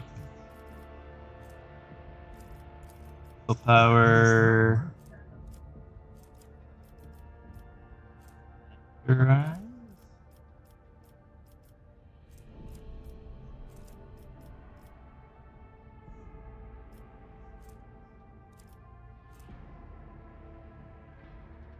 Talking about Pop Tarts? Yeah. Alright, so concentrated fire I'm pretty sure will work. We'll just grab both of them. I'll test out this other.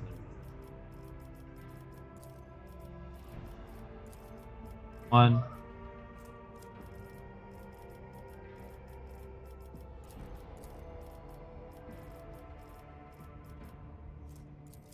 Rush.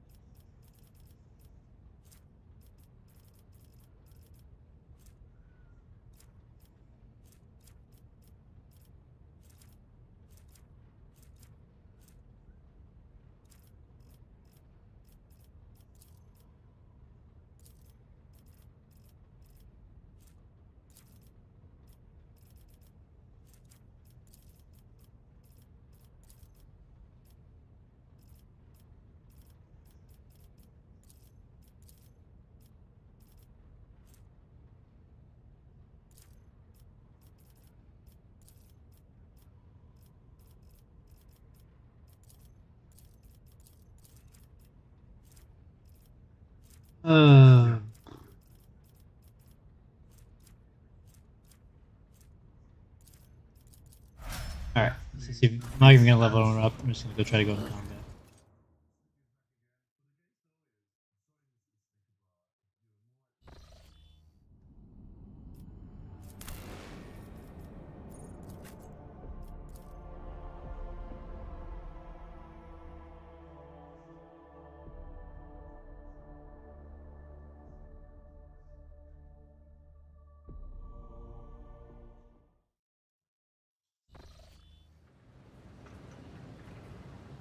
Intriguing.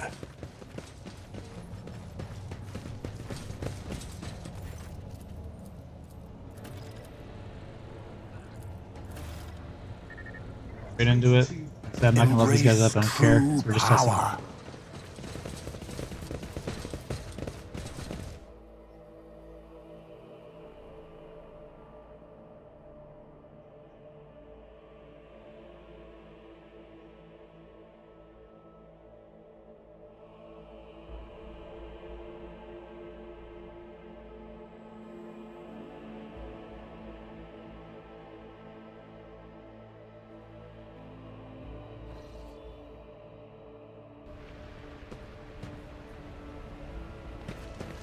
The world trembles beneath my I wish we feet. could pilot this Lehman Russ. That'd be so cool to have that one of the fights.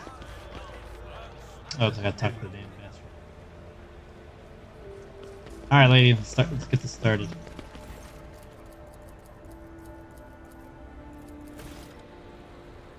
Alright.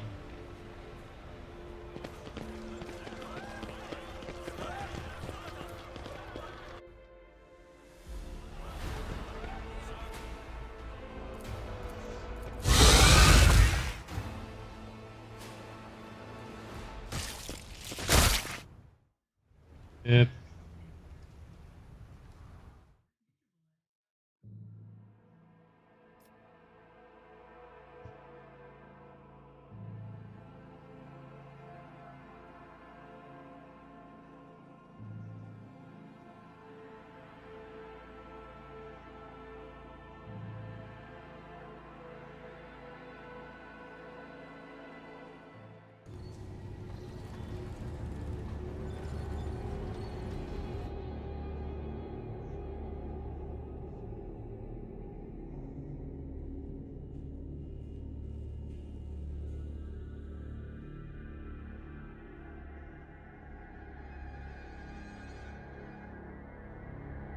Your existence is naught but ashes. I'll turn you into corpse starch.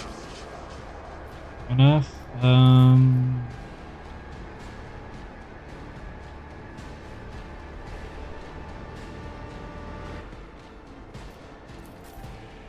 Yeah.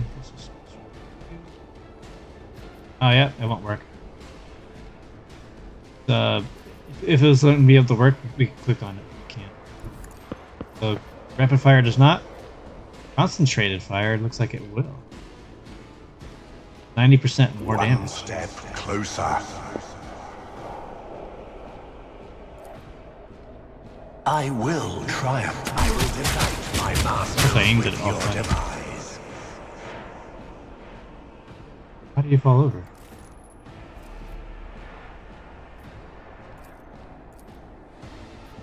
Why did it do 0 damage?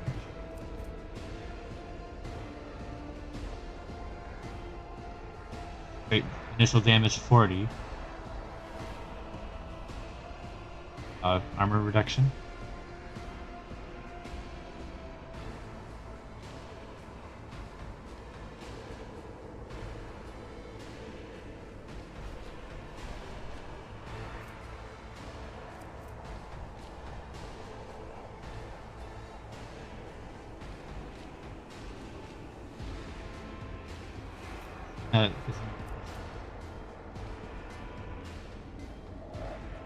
Total hit roll, hit.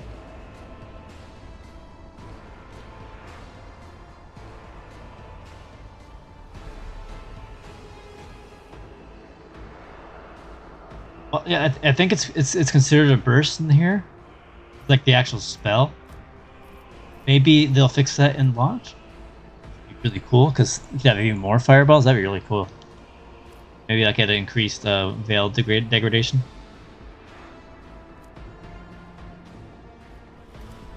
Purpose guides me. Now turn and burn that motherfucker.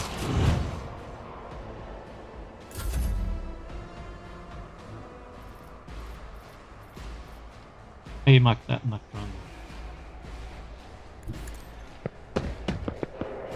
Faith without deeds is worthless.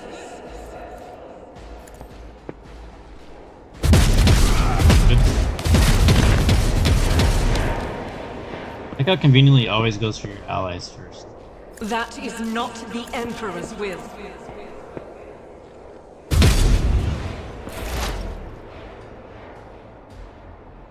Heavy is the tread of his faithful.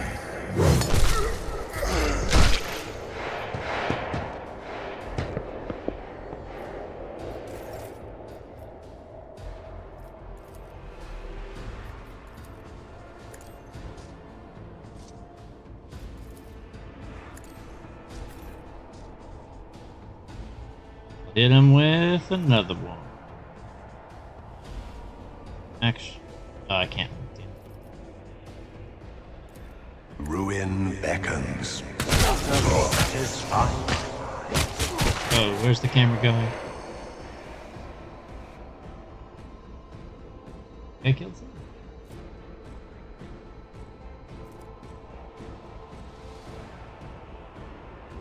Yeah, I killed two. High momentum.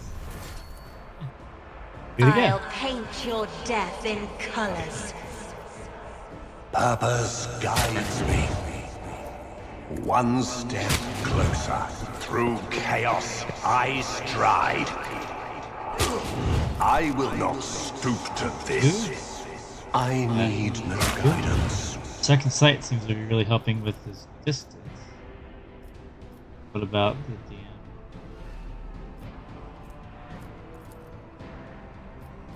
Ruin beckons. Blood-soaked tribute. Yes, like barrage helps with that too. Or ballistic skill, yeah. So maybe that guy's right. Maybe ballistic skill is worth investing damage from your. I still don't think it's an amazing stat. Still good to work. Touch it.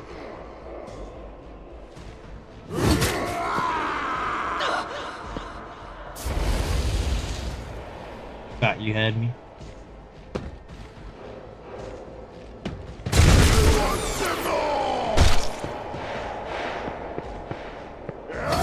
Damage to bulk.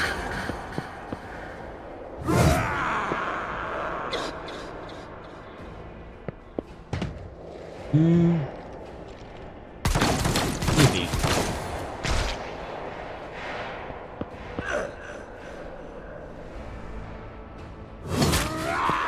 True, unlike the warrior where it's like all over the place.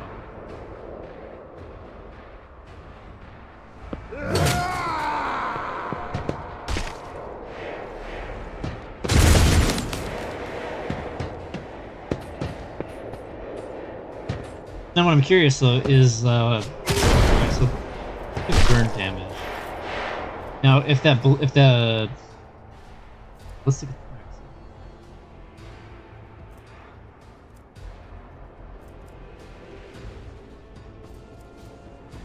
Okay, yeah, so less because they're close.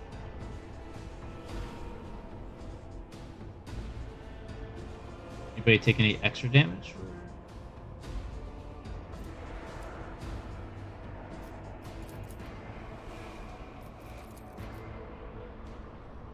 Let's see to it.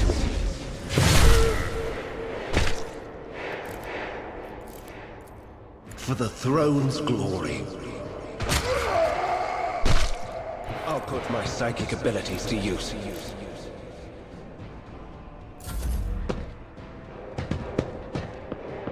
I was thinking if the dots got... Oh yeah, that one's just 8 damage. That's fine. Oh... Yeah, he didn't get anything from the... Let's see.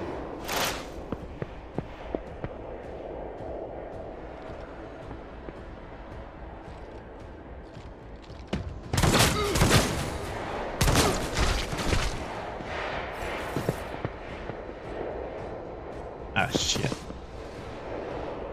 Oh, wait, never mind. I won't waste my time on that. Why can't I?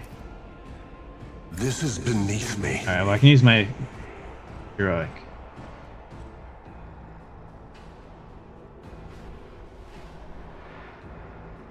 Here.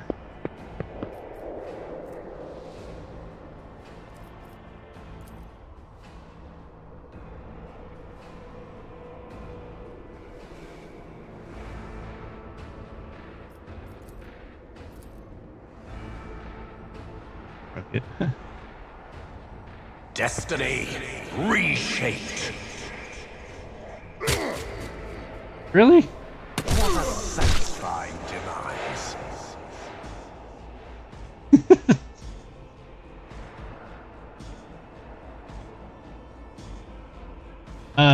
Honestly, with both of them, probably Biomancy. Pyro and Bio is just such a good combination together. Mostly because of the dot stacking. And honestly, even with this one, you might consider burning yourself. Like if you could probably, because right now I have him as a never stop shooting, the Fortress World. I don't think Fortress World's necessary for a Pyromancer or for a, well, Psyker in general. I think for second archetype, probably a Biomancer. Did I do my ultimate? I will triumph. I should have picked up some of the self-burning talents too to help, because like even that's still gonna be good. You probably wouldn't pick up the melee one, like the one that blows people up in melee range, but you pick up the one where you do more damage when you're burning. Purpose guides me.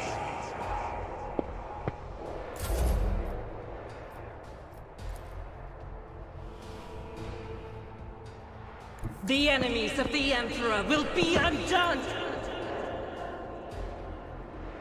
Doubt is for the eradicated. As the Emperor commands, I act. Messiah condemns you.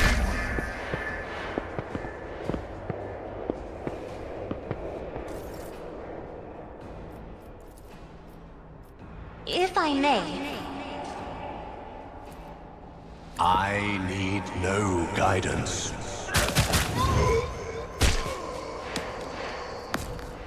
Yeah, psychic barrage is doing damage. Well, I mean, we decided to do the Forge World for our tanky psyker as well. I mean, Death World can do the same thing too. Like, they're both good for that.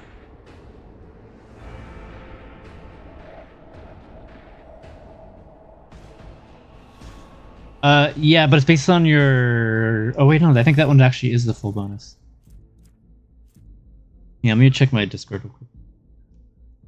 I asked specifically, because like there's a lot of typos in a lot of these things where it says like, oh, does toughness, whatever, like damage.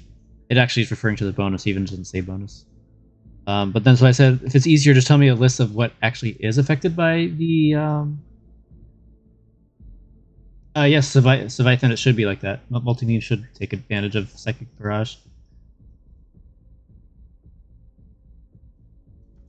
And then there's another concern that somebody on Reddit was saying, do we just forgo our guns in general in lieu of these spells? Or what, like, I mean, obviously in the beginning you'd probably be using your guns a bit, but when do you just completely forget about the guns and just go for the spells?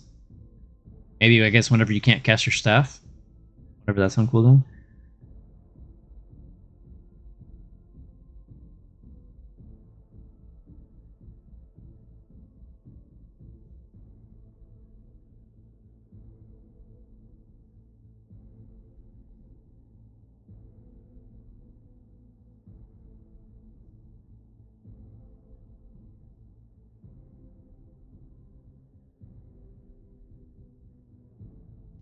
Sorry, I'm just looking at my Discord on my phone.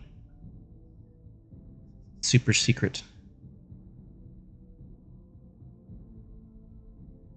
I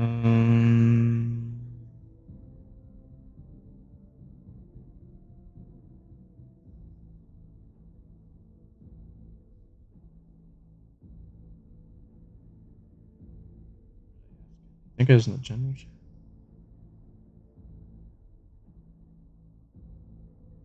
Honestly, yeah, I don't know how dangerous the Veil is either. I've never triggered it on anybody other than Adira, but I don't think it was directly related to the Veil. I think it was just Adira being an unsanctioned psyker, and every once in a while she bursts into a demon. So maybe we'll get some more perils and such on the live game. Sorry, I mean, let's scroll up and see what Pawis said.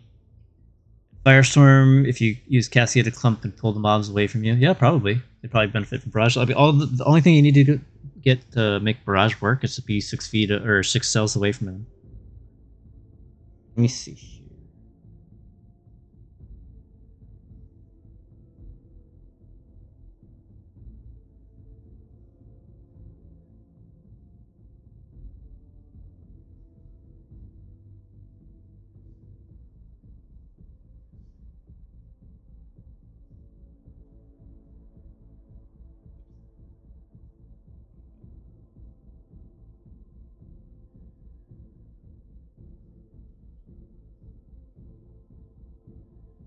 Yeah, okay. So one of the only talents is that one. So the Never Stop Shooting talent. Sorry, Never Stop Believing. I picked it up on this guy. I picked up any of them. Never Stop Believing. When you lose all stacks of Never Stop Shooting, instead of it being lost, they become willpower divided by 2 stacks instead. That's really fucking good to get extra attacks. Yeah, don't stop believing. Oh, God. Don't stop. No, I'm not doing it. You can't make me do it. Can't make me.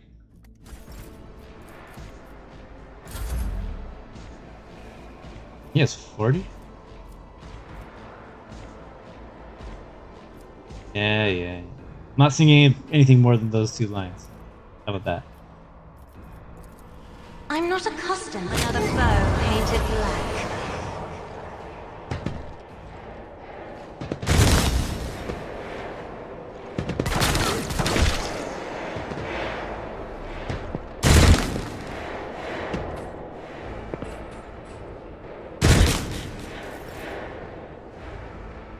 The Emperor is on our side. But of course, Lord Captain. Be gone!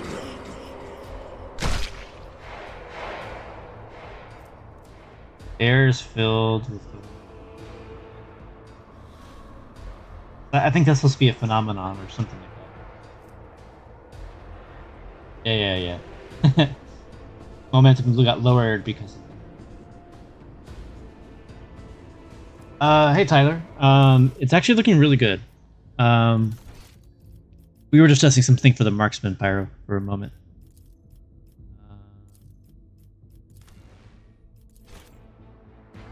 So yeah, it's pretty cool. Here, actually, we just reloaded that one fight, and we can kind of showcase it on the melee dude, or on the mercenary.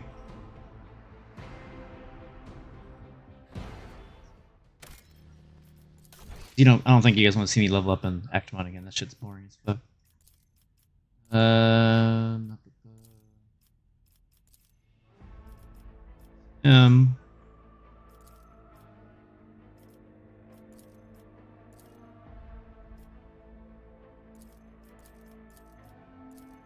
Here.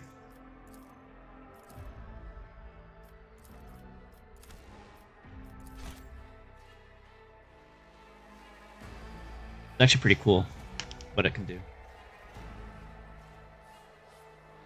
Yep, I agree with that. That's what we settled on.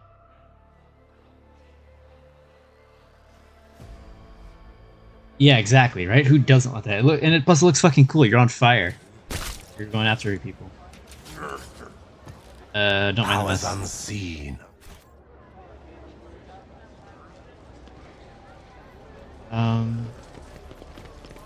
So, yeah, we went with a few things, but we'll kind of showcase the build a little bit here. This is just a sample on the mercenary, and mercenaries are currently bugged in this build. So you only get to see some of it. But you can kind of get an idea of how it might work. So initially, you're going to be a warrior with corpus conversion to bio, giving you yeah, exactly. Right? Everyone has a plan until they get punched by a burning man. Let me make sure she's the right one. Cool. Get everybody flame grenades just to have them.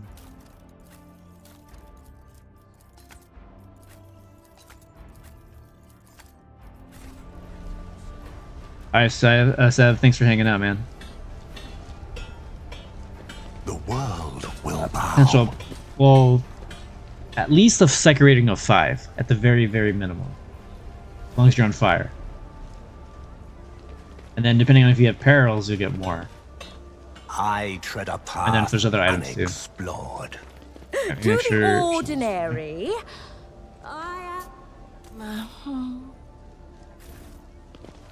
There is a Here. fervor in my soul. Go ahead and be a goofball and attack. I will triumph. Your struggles are in vain. I will take you down. Alright. Yeah, so I think we settled on being a Forge World warrior, actually. That's actually pretty important. We'll get into why in a little bit. It's mostly because we're going to be using heavy armor. And there's a few other combinations that we're looking to as well. Because originally I was going to try to do with Death World. And... I've seen worse battles than this in my time. Fire again. Purpose guides me. Can't hit anybody. Shatter the spirit.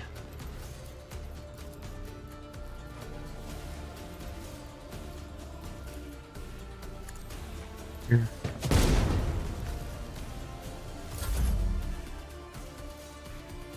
Yeah, well, actually, both the Death World and the Forge World will give you fire mitigation from your talents. It both equals about the same. It's based on your toughness bonus too, so either one works with that. Originally, I was gonna go with Death World because they get that really cool dodge and armor increase whenever you have any temporary wounds, which you'll have plenty of. But, and then you also can do some interesting things by hurting yourself with getting injuries, but currently in this build it's not working. But we'll show you in a little bit why we would go with the other option. First things first. Me? If you insist, Lord Captain. Her, right? Shattered foes in my wake. Isn't this a job for the serfs?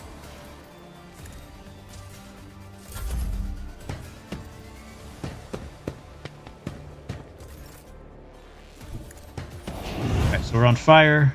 Ah, shit, that's the main boss. Damn it. Alright, well, let's see if we'll hit him or not. Alright, so what you gotta do is cast Orchestrate Flames on yourself so you don't stop burning, and you also add melee damage to your attacks. And then because we're standing next to them, we're gonna do automatic damage. Or not, just kidding, what the fuck? That wasn't supposed to happen. Resuscitation liturgy is required. Hang on a second. That's supposed to be a non-damaging attack.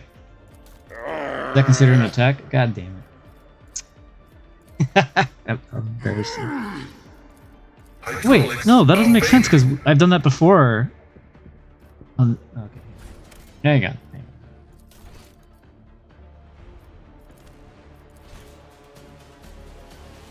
Oh my god. How embarrassing. Stupid boss mob. Yeah, right? Everyone has a plan until he gets smacked in the head by a fucking two-handed hammer. 2-ton hammer.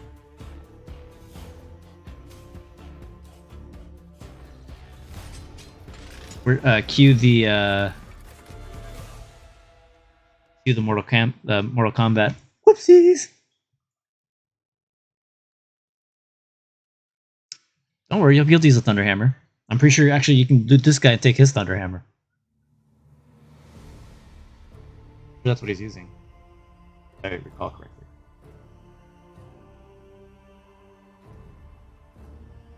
Alright, let's try this again. Round 2, fight. I'm all saved right before it. Seize the opportunity. Hopefully we can get some of the lackeys up front. I think because I pushed myself too close. They didn't come over. Let's do this. Time to leave my Better mark guy. upon the galaxy. One step closer. Save. The absurdity of your struggle amuses me. Show them no Alright, mercy. so let's just go ahead and get everyone over here.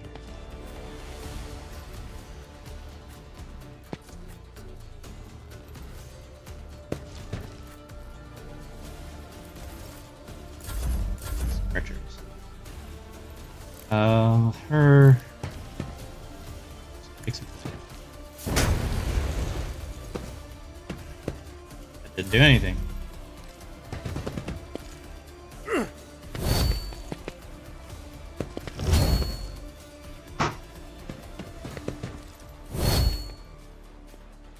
Pain cleanses the body. Yeah, come on. Get closer. Will endure.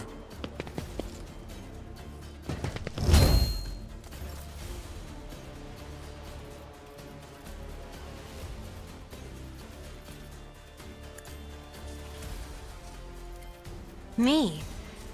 If you insist, Lord Captain. They're in position. Get ready. Throw. Fire grenade over here. Just get the ground on fire. We're gonna skip his turn. This time. Should work. Through the smoke and Now we're on fire. gunfire.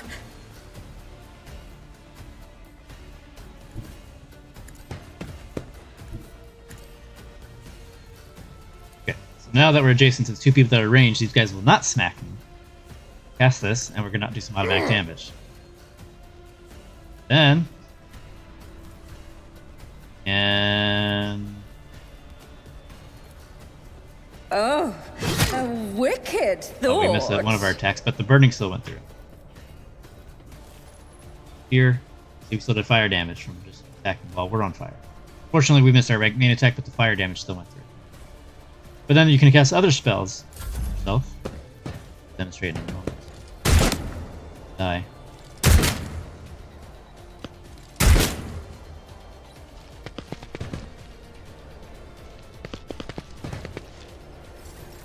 Alright.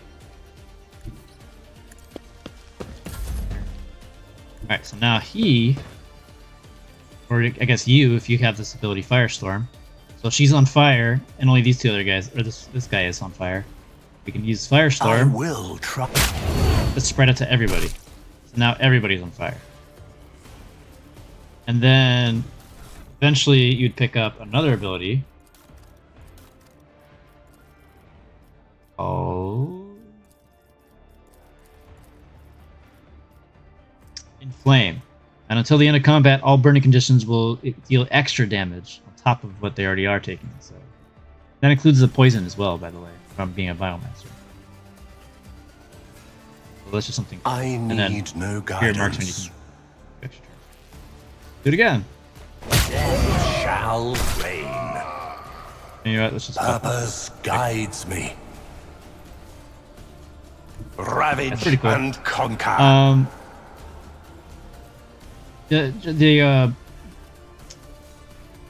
Getting Inflame or getting Firestorm is cool, but I don't think it's necessarily for the rest of the build. Inflame is definitely an important skill. Orchestrated Flame, that's the what's giving her the buff to attack other people. Fire. But the other thing that's reason Orchestrated Flame is good too is the target does not stop burning and no longer takes tests to stop burning, so you're always burning, unless you put it out by other means. I don't know what the stacks are for. I don't know why it says 3 out of 100. Maybe that'll get fixed or clarified in the live version. Meantime, we'll just start. I go into the Emperor's light. Okay, never mind. She's gonna kill herself. Observing the loss of a unit. And she's dead. A blood-soaked tribute. No. Alright, let's go ahead and put this back on story mode just so we can finish the fight real quick, and then I'll show you the weapon. Probably end the stream. And then I'm just gonna level up that fire dude. What a satisfying demise.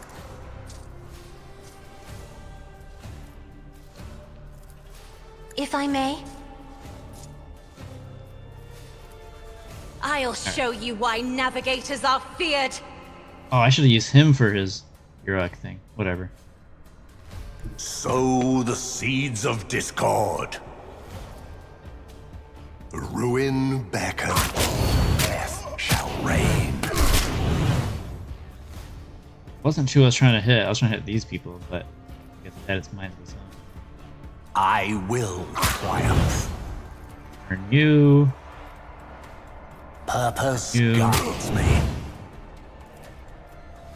Yes. I will what a satisfying demise. Yeah, we got a bunch of stacks of this. So. Purpose. Night, everybody. Death shall reign. And let's do it again. Ruin beckons. Okay. I Back am to a him. navigator, Maybe we get our not a nope. servitor. 72 stacks, and we didn't get our free turn. That's unfortunate. All right, how about if we do move? If you insist. Yeah, there we go. Now we got our free attack. Another one.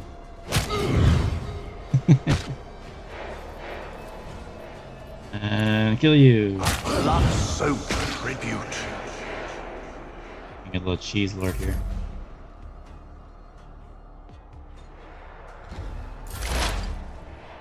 Right, brace yourself, Abelardo.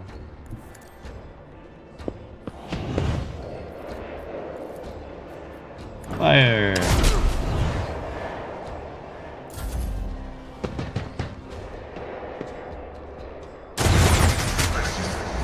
Yet iron knows no pain.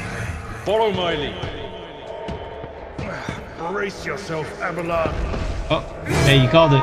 There you go, Quavis. I will do my duty. Bracing, just for you. Remember that. I need no guidance.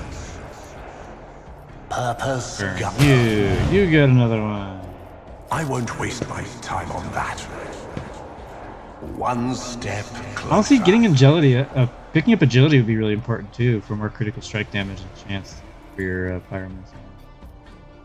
don't know how important it would be good for like. Purpose guides me. Death shall reign. Hey, you parried it. Look at you. Isn't this a job Another for the one. serfs? What? How do you have 0 AP?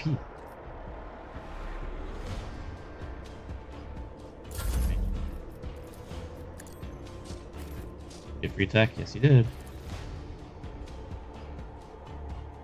One more person. Sorry, Abelard, you just gotta take it. Who even taught you to fight like this?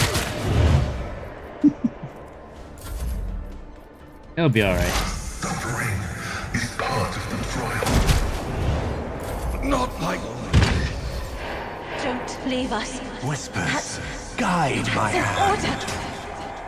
an order. What was that? I need no guidance. Okay, the desperate one's not working, right? It shot one fireball. Satisfying demise. How does melee compare to range for damage? Depends. It depends on your build, and it depends on the situations. Typically, ranged is better options for melee, but in terms of this this particular build, so here's your Thunderhammer, dude.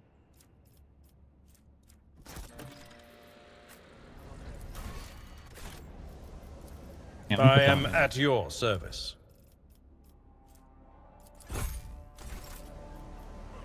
got whatever these abilities are. It doesn't say. They're probably safe if we go into combat, though. The sooner we start. Looks like some kind of smash. That's a weird looking name. At your beck and call. That's not the Seneschal's job. Victory is imminent. Oh, shove. Okay. Competence. I need her. Within our range. But anyways, depending on your build, you can actually do some pretty devastating stuff in melee. For Abelard, he's more of your tanky character, so he's going to do some damage, but he's not going to be jumping around like crazy. Heinrich's one of your other characters. You can make him a pretty solid like a Gish character, like a spellcaster assassin dude. He's pretty good. Character you get later, he's an assassin. That's really good. Arch militants, they're like a combination of ranged and melee. Depending on how you build them, they can be really useful. But as for the Pyros builds, they both are pretty good. They just do things a little bit cover my path. This galaxy. Yeah, is so my basically she wants to be on playground. fire, and then she wants to attack other people. Oh, too bad. I'm still standing. Puts me on fire, which is annoying. We're not in combat, so.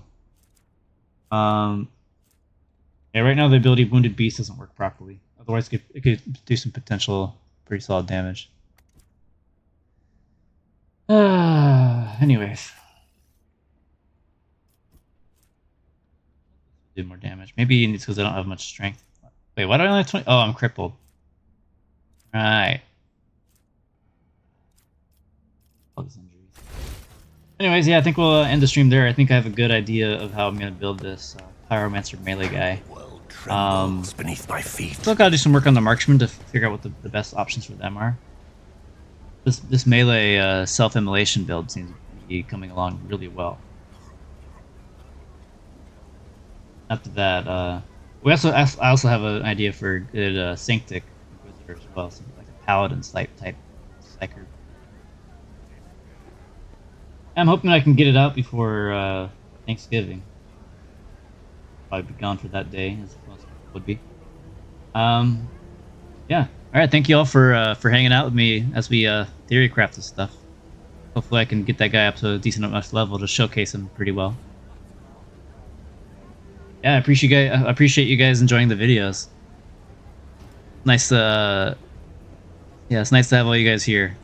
Like, this game is a lot of fun, and I really hope it gets a lot of attention. I don't think it's going to be nearly as successful as Baldur's Gate 3, but in some ways, I feel this game's a lot better than Baldur's Gate 3. At least for the combat. The combat's a lot more engaging. But that's not necessarily Larian's fault or anything. That's just the faultiness of 5th edition D&D. This system's fucking cool. I really like it a lot. Yeah, thanks again, you guys, for hanging out with me. I really appreciate it. You know, like, comment, subscribe, all that jazz. Maybe not showing on the stream, but on the videos. That'd be great. Hopefully, when the game launches, we get a lot of traction here. Oh, and if you guys aren't already a part of the Discord, feel free to join in, guys. I would love to have you guys in the Discord so we can all Theorycraft together. Like when I'm at work or something, you know? Or you guys are at work, even. I feel like it's a lot easier than just for me to be streaming. Just be all of us chatting on Discord. Whether through chat or on voice, doesn't matter to me. But, yeah, thanks again for hanging out. I'll catch y'all later. Oh yeah, the 40k universe is crazy. Everything's awful. That's how it is. Everything's super over the top and epic, and everything's awful.